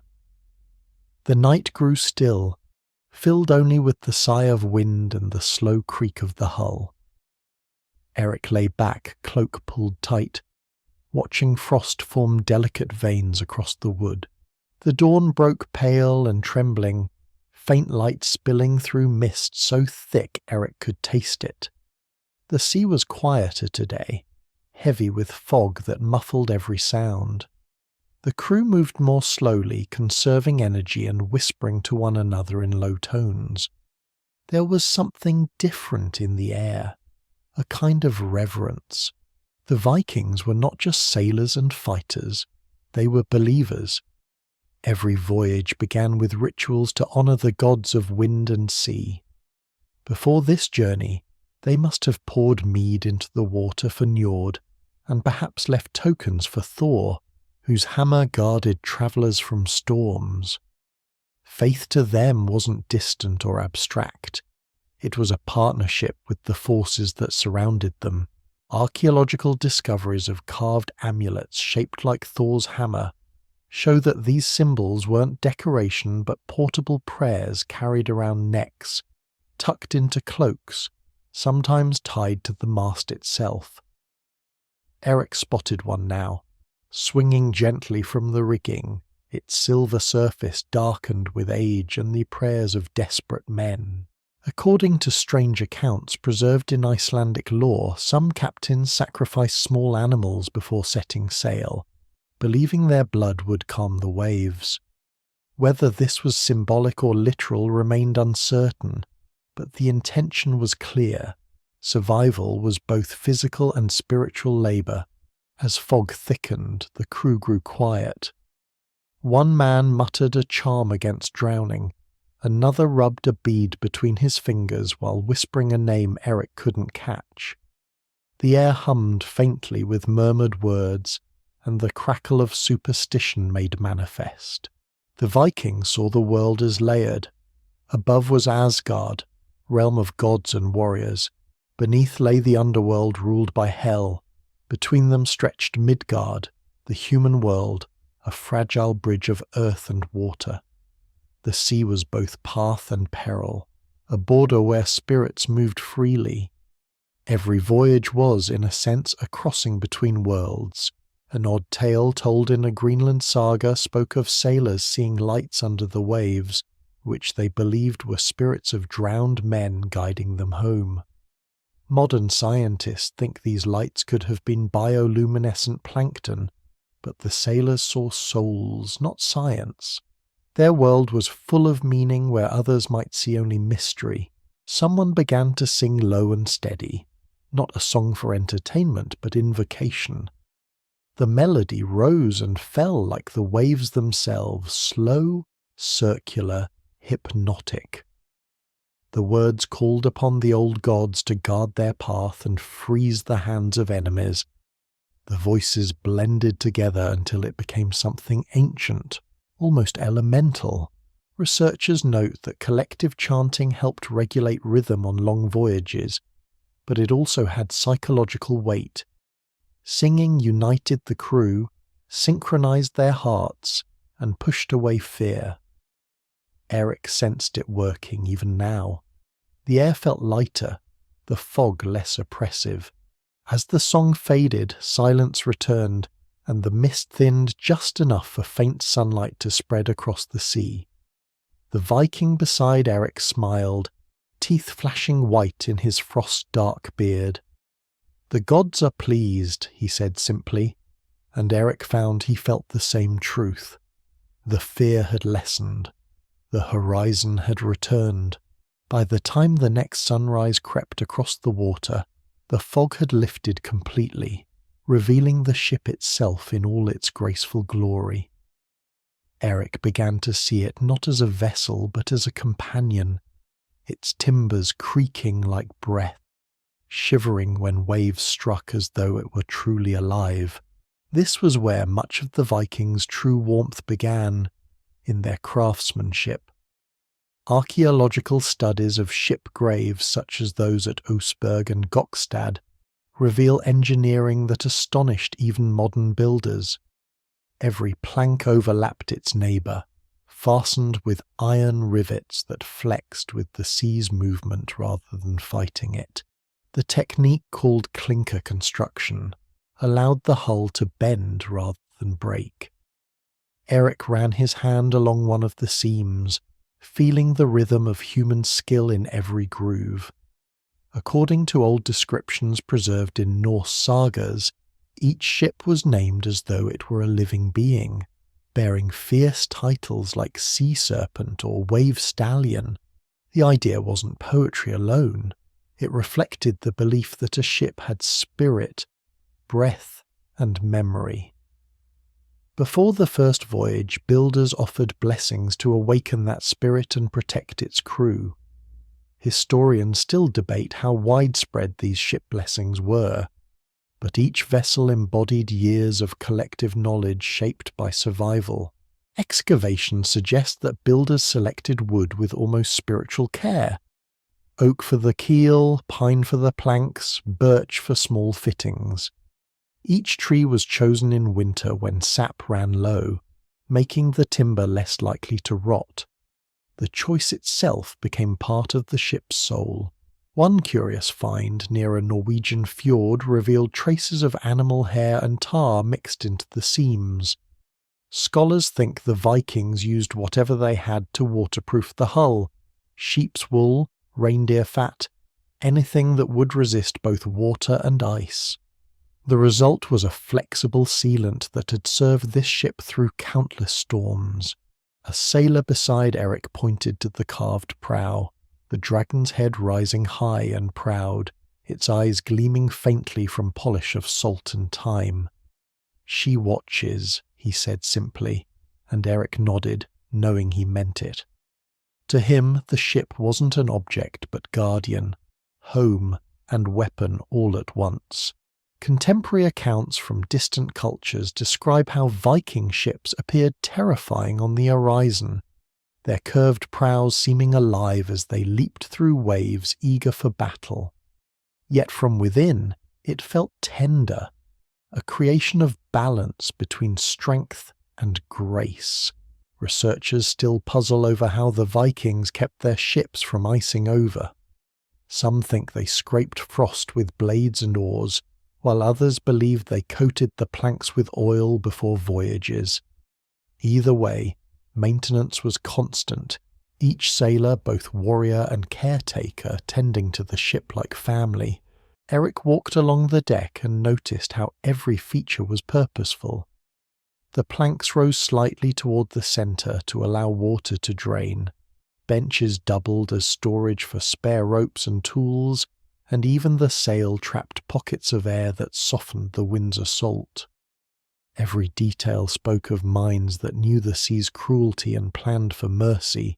When the wind picked up, the ship answered with a deep moan that vibrated through Eric's feet. It felt almost like a voice, ancient and tired but loyal. He imagined how many storms it must have survived, how many prayers had soaked into its grain. The night passed in restless silence as the sea grew gentle and the air stilled. Eric found himself listening to the smallest sounds, the drip of water from the sail, the whisper of rope shifting against wood. Above, the stars turned slowly, and sleep came and went like the tide. The Vikings had no beds on their ships, no soft blankets, no shelter from the wind. They slept where they sat, wrapped in wool cloaks, pressed between oars, cargo, and companions. When exhaustion arrived, they simply closed their eyes and let the rocking of the waves carry them into dreams.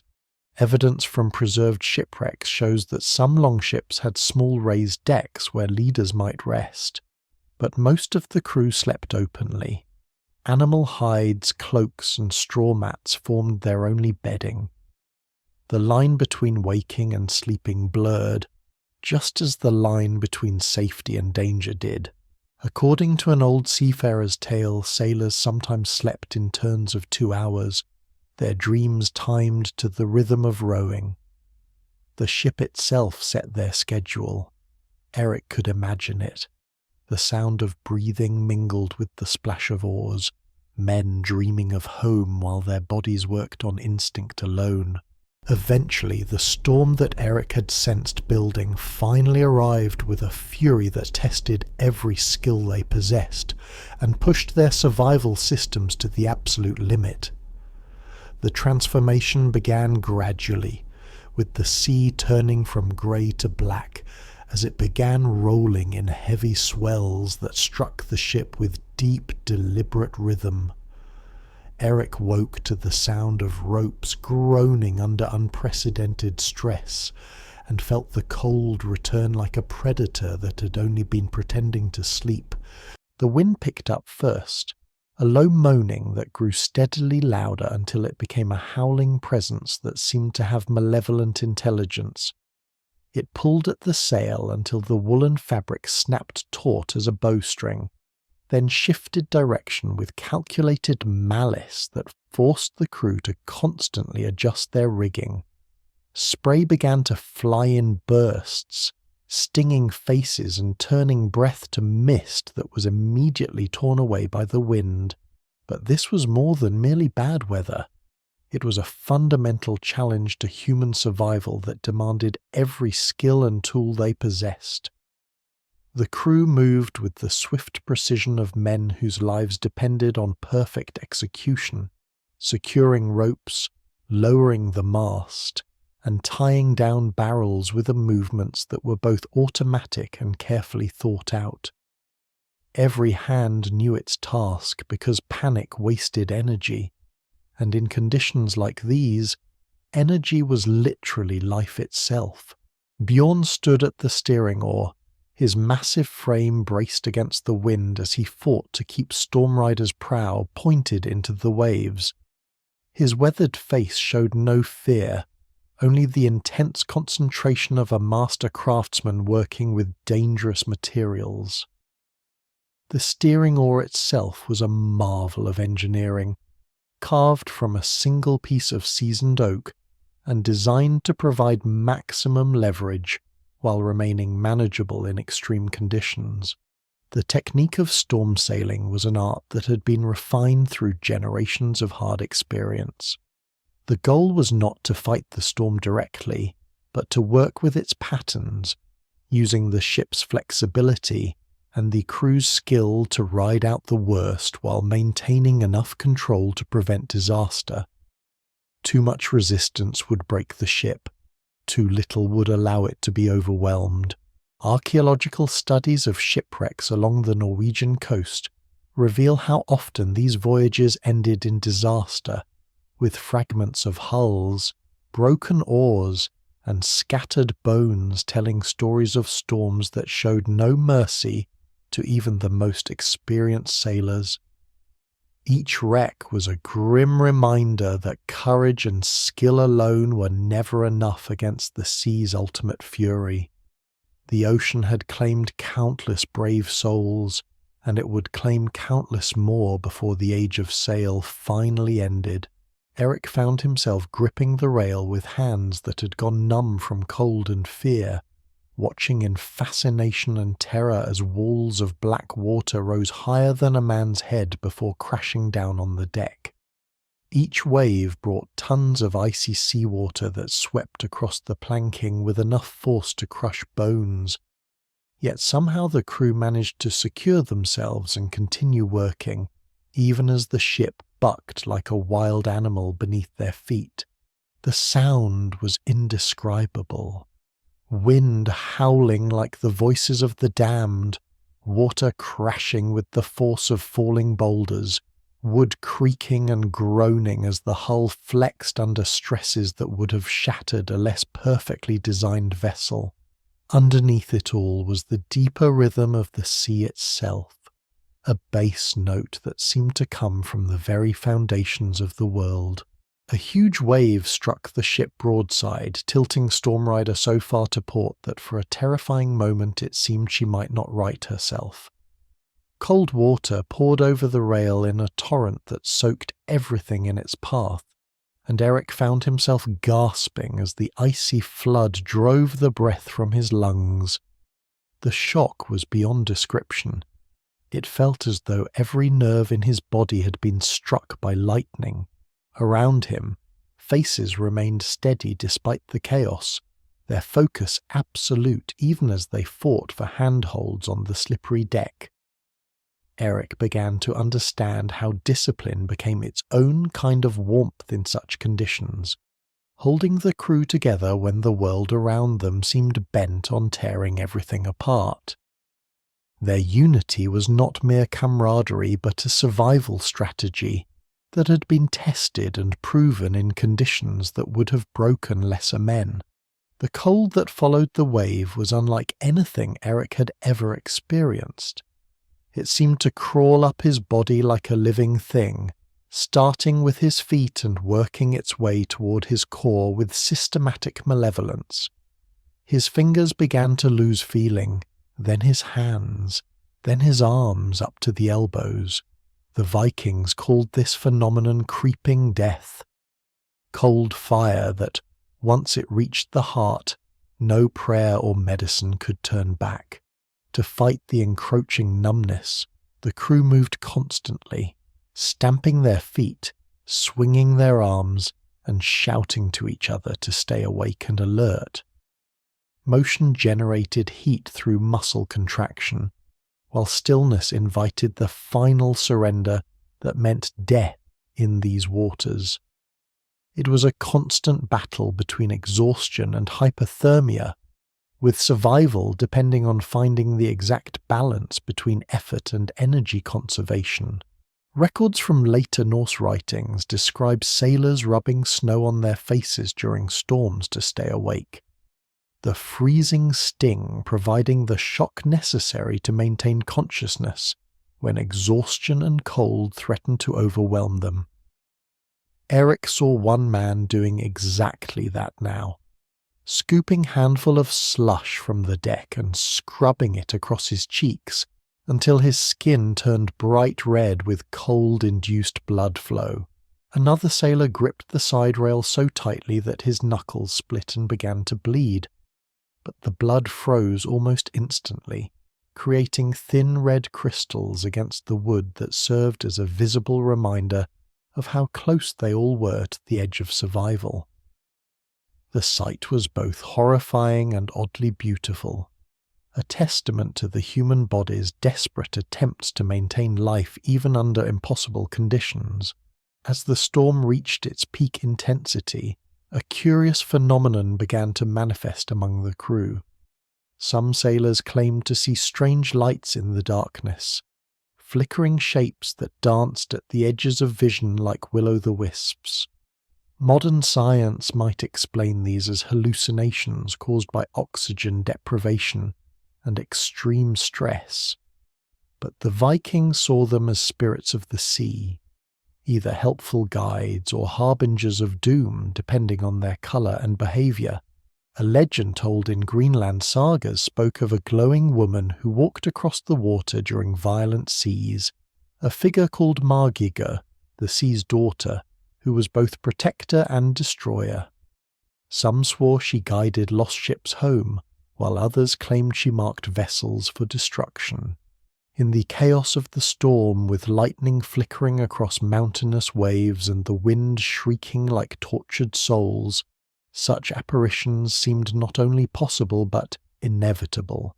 Eric found himself searching the darkness for signs of supernatural presence, half expecting to see ghostly figures moving through the spray.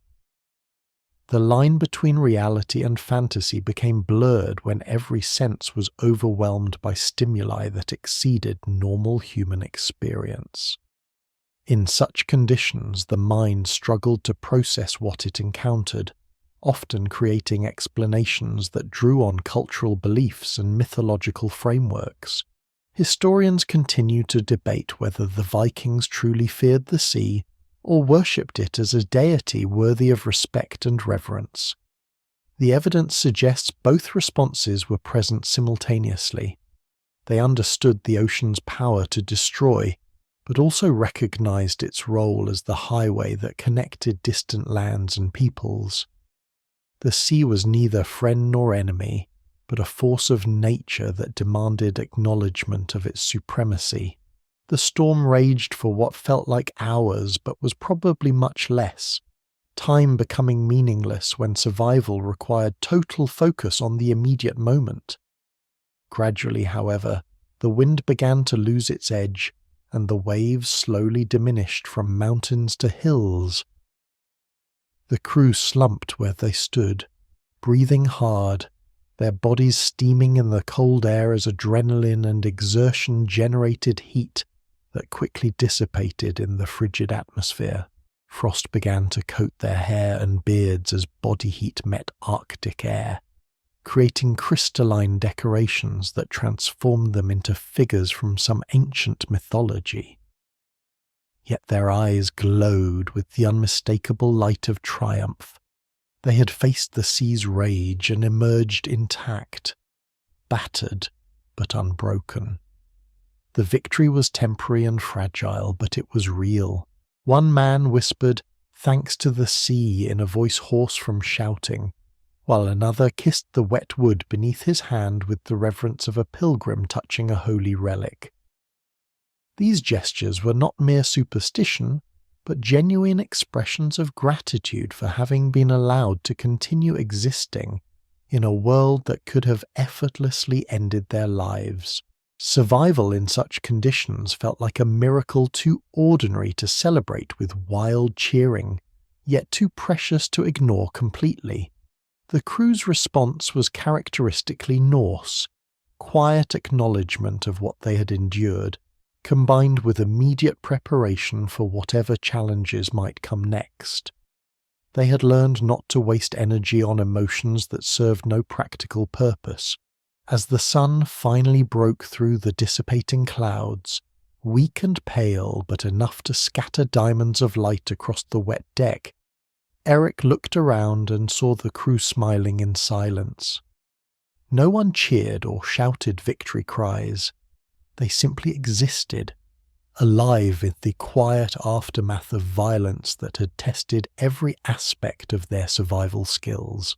The sea had tested them with its full fury and, for reasons known only to itself, had chosen to release them.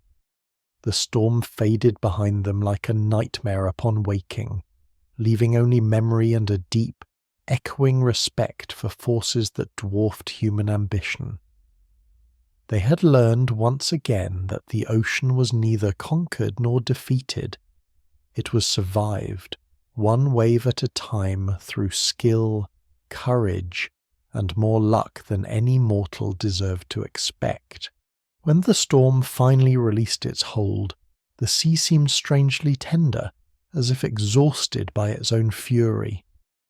The transition from violence to calm was so abrupt, it felt almost supernatural, as though the gods themselves had grown weary of testing mortal endurance. After so many days of unrelenting grey and wind, the first sign of land felt completely unreal, like a vision conjured by minds pushed to the very edge of sanity. It began as a faint shadow at the edge of vision, a subtle change in the texture of the horizon that might have been cloud, might have been imagination, might have been the last desperate wish of men who had begun to believe they would never see solid ground again. Then gradually, almost reluctantly, it grew clearer, a dark line cutting across the pale horizon like a knife stroke drawn by an unseen hand. The transformation was subtle at first, requiring the trained eyes of experienced sailors to distinguish between cloud shadows and actual land. Rolf the Grey was the first to spot it, his weathered face showing no emotion as he studied the distant silhouette through narrowed eyes. For long minutes he watched, testing his observation against the ship's movement and the changing light, before finally allowing himself to believe what he was seeing. Someone pointed with a hand that trembled not from cold but from overwhelming emotion, and for a moment there was only silence as 23 souls held their breath in collective disbelief. Then the realization struck like lightning, and a cheer burst from every throat, a sound of pure triumph that seemed to carry all the accumulated hope and desperate faith of their impossible journey. Land! The word erupted from multiple voices simultaneously, shouted into the wind with an intensity that spoke of deliverance from trials that had tested the very limits of human endurance. The sound echoed across the water, seeming to bounce back from the distant shore as if the land itself was welcoming them home. Land. The word itself felt like warmth spreading through Eric's chest, melting ice that had formed around his heart during the darkest hours of their voyage. It was more than just a destination. It was proof that their suffering had meaning, that the sacrifices they had made and the hardships they had endured were part of a larger story that would have a worthy ending. Archaeological evidence from Norse settlements scattered across Greenland, Iceland, and the British Isles reveals how often these intrepid sailors found themselves stepping onto completely unfamiliar shores, each landfall representing both an ending and a beginning. Each arrival carried both relief and risk, triumph tempered by the sobering realization that survival on land could be just as challenging as survival at sea, though in different ways. The approach to shore was a careful and methodical process that demonstrated the Vikings' deep understanding of coastal navigation. As they drew closer, Eric could see the distinctive patterns of wave interference that indicated underwater rocks and hidden reefs. Bjorn guided Stormrider with the precision of a master craftsman, reading the subtle changes in watercolor and wave formation that revealed the safest path to shore. The coastline revealed itself gradually, layer by layer, like a painting emerging from mist. First came the dark line of the shore itself, then the white foam of waves breaking against rocks, then the green of vegetation that spoke of fresh water and fertile soil. Eric could see birds circling overhead, not the harsh cries of seabirds, but the gentler sounds of land dwellers that had never known the terror of open ocean. The scent reached them before they could make out individual features of the landscape, the rich, complex aroma of soil and growing things that was so different from the clean, empty smell of the deep sea. It was a perfume of life itself, decomposing leaves, flowering plants, the musk of animals, and underlying it all the sweet, clean scent of fresh water running over stone. As the hull scraped against shallow water for the first time in weeks, this sound echoed through the wood like a ship's sigh of relief, a vibration that seemed to communicate the vessel's own gratitude for having completed its impossible journey. The sensation was both jarring and wonderful. After so long floating free in the empty vastness of the ocean, the contact with solid ground felt like reconnecting with the fundamental reality of the earth itself. The sailors dropped anchor with ceremonial care, the splash of the iron weight into shallow water marking the official end of their sea voyage. Someone lowered a plank to the shore with hands that shook from exhaustion and emotion, while others stood in reverent silence, hardly able to believe that their ordeal was truly over. The first to step onto land was Bjorn, as was his right as helmsman and leader of their small expedition. But he did not speak immediately upon reaching solid ground. Instead, he knelt slowly, his massive frame folding with surprising grace, and scooped up a handful of wet sand and pebbles. He let it fall slowly through his fingers, watching each grain as if it were a precious jewel, his weathered face showing an expression of wonder that seemed almost childlike. The gesture was more profound than any words could have been. After weeks of existing in a world of endless water and endless sky, the simple act of touching solid earth was a reminder of mortality and permanence, of the difference between the floating, temporary existence of shipboard life and the rooted, enduring reality of land-based civilization. Historical texts mention that Vikings sometimes carried small bags of soil from their homeland with them on long voyages, a practice that allowed them to maintain spiritual connection with their ancestors and their origins. When they landed on foreign shores, they would sprinkle this soil beneath their feet before stepping off the ship, symbolically taking a piece of home with them wherever they went, and claiming the new land through mixture with the old. Eric wondered if someone aboard Storm Rider had followed this ancient custom, quietly performing the ritual without drawing attention to what might be considered a private spiritual act. The idea that they were standing on ground blessed by soil from their distant homeland added another layer of meaning to their successful arrival. As the crew began to unload their few remaining supplies, Eric marveled at how different everything felt on solid ground.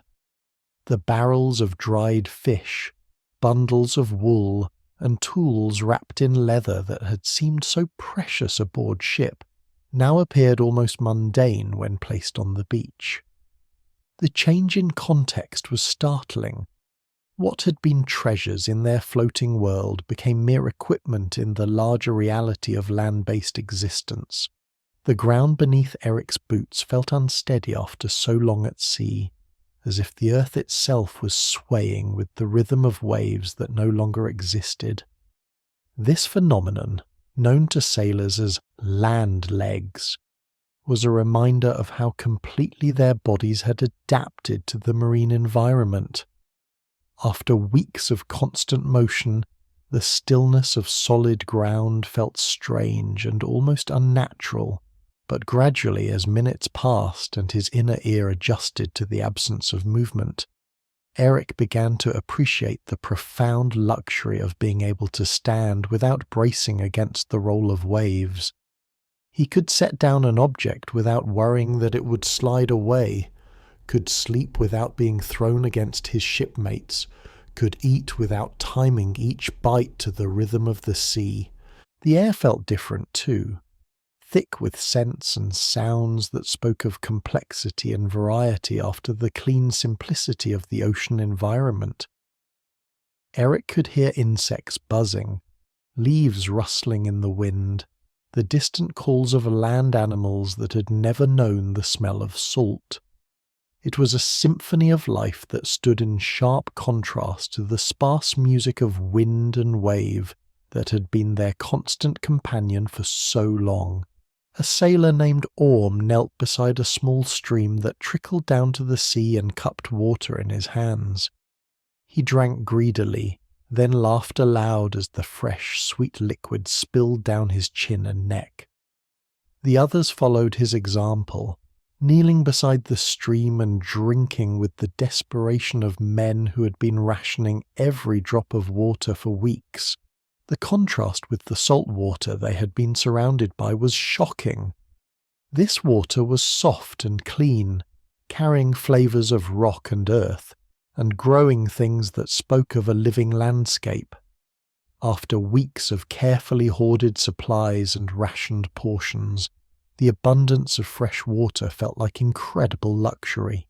According to Icelandic chronicles found centuries later, early Norse settlers would mark their successful landings by carving runes into prominent stones, creating permanent records of their arrivals that would serve as landmarks for future voyages. These carvings spoke not only of navigation and exploration, but also of the deep human need to leave some mark of passage, some proof that they had been there and survived. Eric found a flat rock near the water's edge and traced his fingers over faint markings that seemed too regular to be natural. Were these the runes left by earlier explorers, Vikings who had found this same shore in seasons past? The thought was both comforting and sobering. Comforting because it suggested they were not completely alone in the world. Sobering because it reminded him of all the brave souls who had made similar journeys and might never have made it home. As night began to fall, the crew gathered driftwood and built their first fire on solid ground in what felt like a lifetime. The flames leaped higher and burned more steadily than they ever had aboard ship, fed by dry wood and unhampered by wind and spray. The fire grew brighter as darkness gathered, creating a circle of warmth and light that drew them together like moths to a beacon. The fire-building process became a ritual of celebration and renewal. Each piece of wood was selected with care, each flame tended with the devotion of men who understood that fire was the fundamental difference between civilization and wilderness. The smoke rose straight up in the still air, carrying their prayers and gratitude toward the stars that were beginning to appear in the darkening sky. Someone roasted strips of meat over the flames, the last of their preserved provisions saved for this moment of triumph. The smell filled the air with rich, smoky aromas that made their mouths water and their stomachs growl with anticipation. The warmth felt deeper and more penetrating than anything they had experienced aboard ship, not just from the fire itself, but from being surrounded by stillness that didn't move beneath their feet. The food tasted different too, somehow more flavorful and satisfying when eaten on solid ground. The simple act of sitting around a fire, sharing meat and stories, felt like a return to fundamental human experiences that had been temporarily suspended during their oceanic journey. They were no longer sailors struggling against the elements, but people rebuilding the basic structures of community and civilization. No one spoke immediately of the trials they had endured or the challenges that lay ahead. Instead, they savoured the simple pleasure of warmth and food and companionship, letting their battered spirits recover from the ordeal of survival that had consumed every waking moment for so long. The silence was comfortable, filled with the crackling of flames and the distant sound of waves against the shore. Eric realized that this moment, sitting around a fire on unknown shores, surrounded by companions who had become closer than family through shared hardship, was what all their suffering had been leading toward. Not just the physical destination, but this sense of triumph and renewal. This proof that human determination could overcome even the most impossible obstacles. The days that followed passed in a blur of exploration, discovery, and the gradual establishment of their temporary settlement. The crew moved across the shore and into the surrounding landscape, like people relearning how to live on solid ground after their extended maritime existence. They gathered driftwood with the devotion of men who understood that fuel was life, hunted for fresh water with the intensity of desert travelers, and explored their new environment with the careful attention of people whose survival depended on understanding every resource and danger. Archaeological discoveries across Scandinavia and the North Atlantic demonstrate how quickly Viking expeditions adapted to new environments, building shelters and establishing communities wherever they landed. Wherever they went, they built with whatever materials they found. Turf and stone and timber became homes, fishing weirs and hunting traps became sources of food, and streams and springs became the foundations of permanent settlements. Even in Greenland's harsh environment, they had carved warmth and sustenance out of frozen soil, proving that human ingenuity could overcome even the most challenging natural conditions. The spirit of survival and adaptation that had carried them across the sea now transformed into the drive to create civilization in the wilderness. The process of building their temporary camp revealed the depth of practical knowledge that each crew member possessed.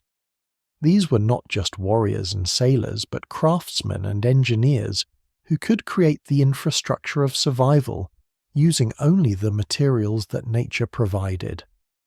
Within days, their beach landing had become a functioning community with shelters, cooking areas, workshops, and the beginnings of longer-term survival systems. Eric watched Ragnar the Smith create a forge from stones and clay, using techniques that had been passed down through generations of metalworkers.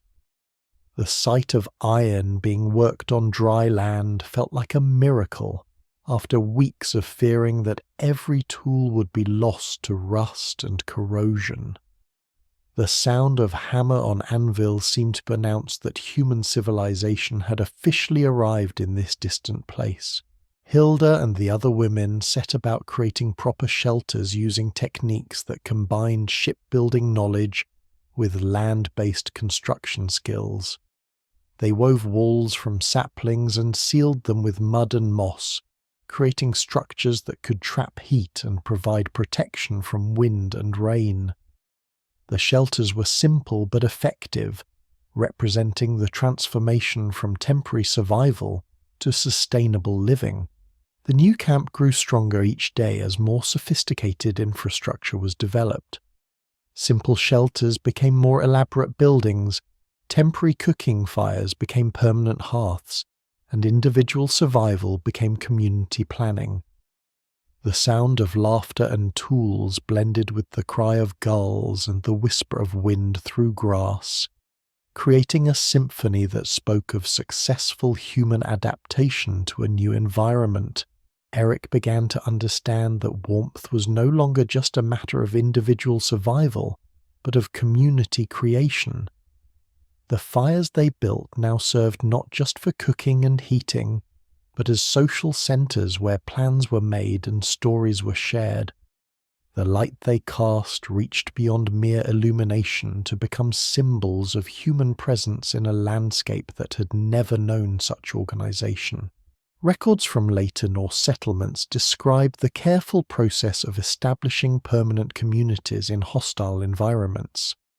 The Vikings understood that survival required not just individual hardiness, but sophisticated social organization that could distribute labor, share resources, and maintain morale through the long process of turning wilderness into homeland. Historical evidence suggests that many Viking expeditions carried specialized knowledge about agriculture, animal husbandry, and land management that allowed them to establish farming communities even in challenging climates. They were not just raiders and explorers, but colonists who could create self-sufficient societies wherever they chose to settle. The transformation from desperate survival to hopeful planning happened gradually but inevitably as their confidence in their new environment grew. Within a week, conversations had shifted from immediate needs to long-term possibilities. They discussed the potential for farming, the availability of building materials, the navigability of nearby waters, and the possibilities for trade with other settlements. Eric realized that this process of adaptation and growth was the true secret of Viking expansion across the medieval world. They succeeded not just because they were brave enough to cross dangerous waters, but because they possessed the knowledge and skills necessary to create thriving communities wherever they landed. Each successful settlement became a stepping stone for further exploration, a pattern that had carried Norse influence across continents. Records from later settlers describe how Viking houses were designed to trap heat. The walls were lined with turf, the hearth placed in the centre, smoke venting through a narrow hole in the roof. Everyone slept close together on benches covered with fur. The home became both furnace and refuge. Eric watched them build such a hearth now, lighting it carefully and feeding it with dried moss and driftwood until the first flames caught. The fire crackled, its glow reflecting in every face. There was a kind of awe in their silence as they stared at it, as though the light was sacred. After weeks of cold, this was more than comfort. It was renewal. One of the younger sailors told Eric quietly that in his village they believed every hearth had its own spirit called the husraga, who protected the household. Offerings of bread or milk were made to her at the start of each winter. He broke a small piece of dried fish and tossed it into the flames. "So she finds us here too," he said with quiet satisfaction. As night settled over the new settlement, the fire glowed inside a half-built hut, throwing golden light through cracks in the walls. The air outside was cold enough to sting, but inside it felt soft and alive. Someone played a low tune on a bone flute, the sound mixing with the crackle of fire until it felt like the earth itself was breathing. A strange comfort filled Eric as he sat there. He realized that Viking strength wasn't only their courage at sea, but their ability to build warmth wherever they landed. They carried the habits of survival with them like invisible tools, songs, crafts, rituals, laughter, and turned each new land into home. The winter deepened around their settlement, frost painting the edges of the new huts in delicate lace, and the morning air biting like sharpened glass. Yet the camp no longer felt desperate. Smoke rose from the hearths, curling gently into the white sky. The sound of chopping wood mixed with laughter as the Vikings found balance again, turning wilderness into routine.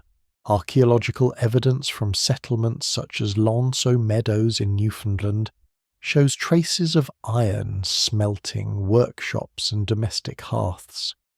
These remains prove that even on the edge of the known world, they carried civilization with them. The fire that once burned inside longships now glowed within homes, a steady answer to the endless cold. According to a local saga fragment, settlers would gather every evening to share tales of their homeland. The stories were both memory and magic, reminders that life continued beyond the horizon.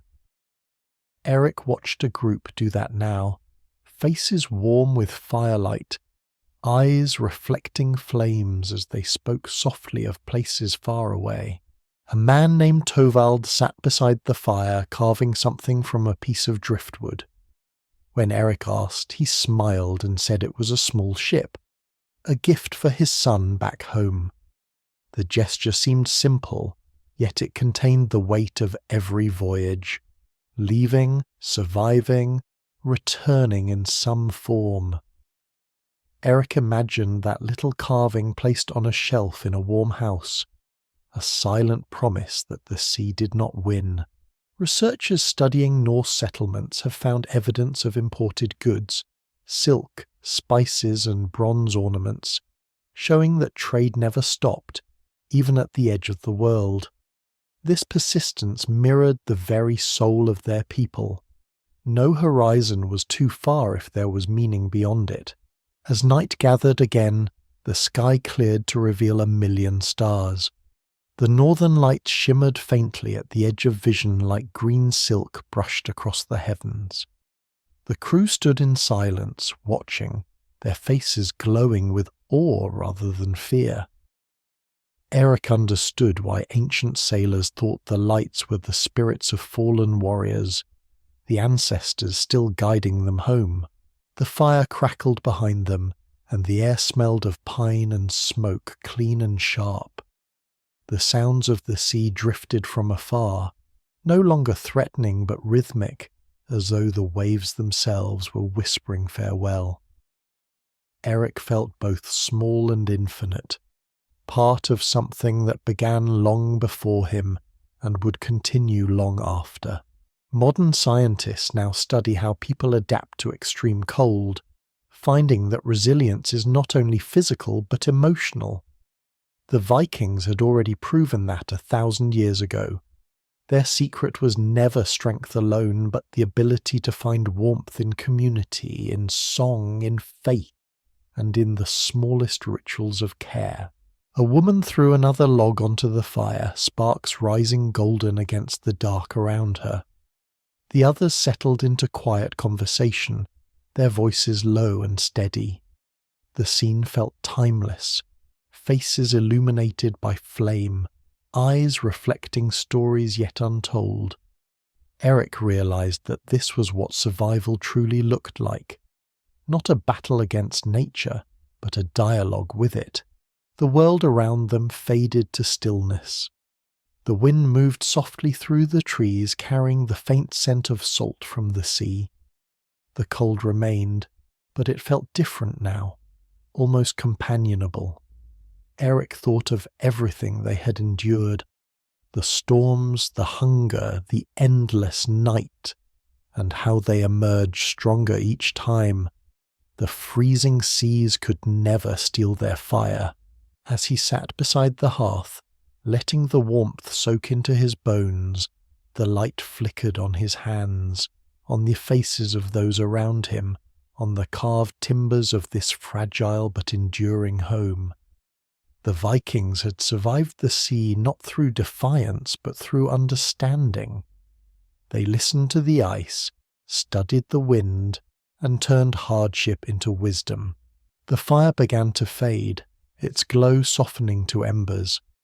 Someone stirred it gently, coaxing a last breath of light. Eric closed his eyes, hearing the sea's slow rhythm beyond the shore.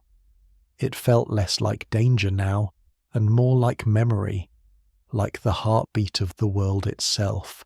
He realized the lesson they left behind was simple. Warmth is not a gift of the world, but a choice made within it. It is built by hands, shared in laughter, kept alive by faith. The Vikings may have faced the coldest seas on earth, yet what endures is not the frost, but the fire they carried in their hearts. The night deepened until only the glow of the fire remained. The air outside hummed softly, and the stars trembled in their distant places. Eric breathed slowly, letting the quiet fill him. The storm was gone, the waves slept, and even the wind had lowered its voice. He imagined the world as it was, the creak of wooden ships, the hum of old songs, the faces of those who dared to cross oceans without heat or shelter. Their courage lingered here, not loud or proud, but steady as a heartbeat beneath ice. The warmth of the hearth faded into the memory of his own breath. Every inhale felt deeper now, calmer. He thought of wool against skin, of the taste of salt, of the glow of light in darkness. These were the same sensations that guided them through centuries of cold, the same that still comforted him now. Let your mind drift with the rhythm of the sea. Each wave carries away the noise of the day. Each breath brings you closer to rest. The Vikings are home, and so are you. The fire sighed one last time, a soft embers whisper. Eric felt the peace that follows, the kind that settles gently like snow on quiet earth. The stars above seemed to lean closer, wrapping the night in silver calm. He was safe, he was warm. The sea, for all its coldness, had carried him here, to stillness, to silence, to sleep. And in that moment, as consciousness faded like the dying embers, Eric understood the truth that had sustained his Viking companions through their impossible journey. Warmth is not conquered from the cold, but discovered within it. Sweet dreams, brave souls, sweet dreams. Epilogue, The Lasting Fire. Years would pass before scholars would fully appreciate the remarkable achievement of these Norse voyagers. Their survival was not simply a matter of superior technology or exceptional bravery. Though both played their part, it was a testament to the power of human adaptability and the strength that comes from unity in the face of overwhelming adversity. The techniques they developed for surviving in extreme conditions would influence maritime practices for centuries to come. Their layered clothing systems anticipated modern understanding of thermal regulation. Their methods of preserving food and maintaining hygiene in confined spaces demonstrated sophisticated knowledge of health and nutrition. Their navigation techniques revealed an intimate understanding of natural phenomena that modern science is only beginning to fully appreciate.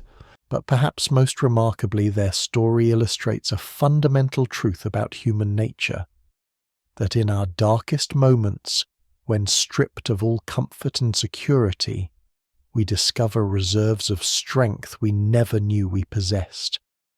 The Vikings who crossed these frozen seas carried within themselves a fire that no storm could extinguish, a fire that continues to burn in every human heart, willing to face the unknown with courage and determination. Their legacy lives on not only in the sagas and archaeological artifacts they left behind, but in the spirit of exploration and discovery that drives us still to venture beyond the edges of our maps, to seek new horizons, and to find in the journey itself the very meaning of what it means to be human.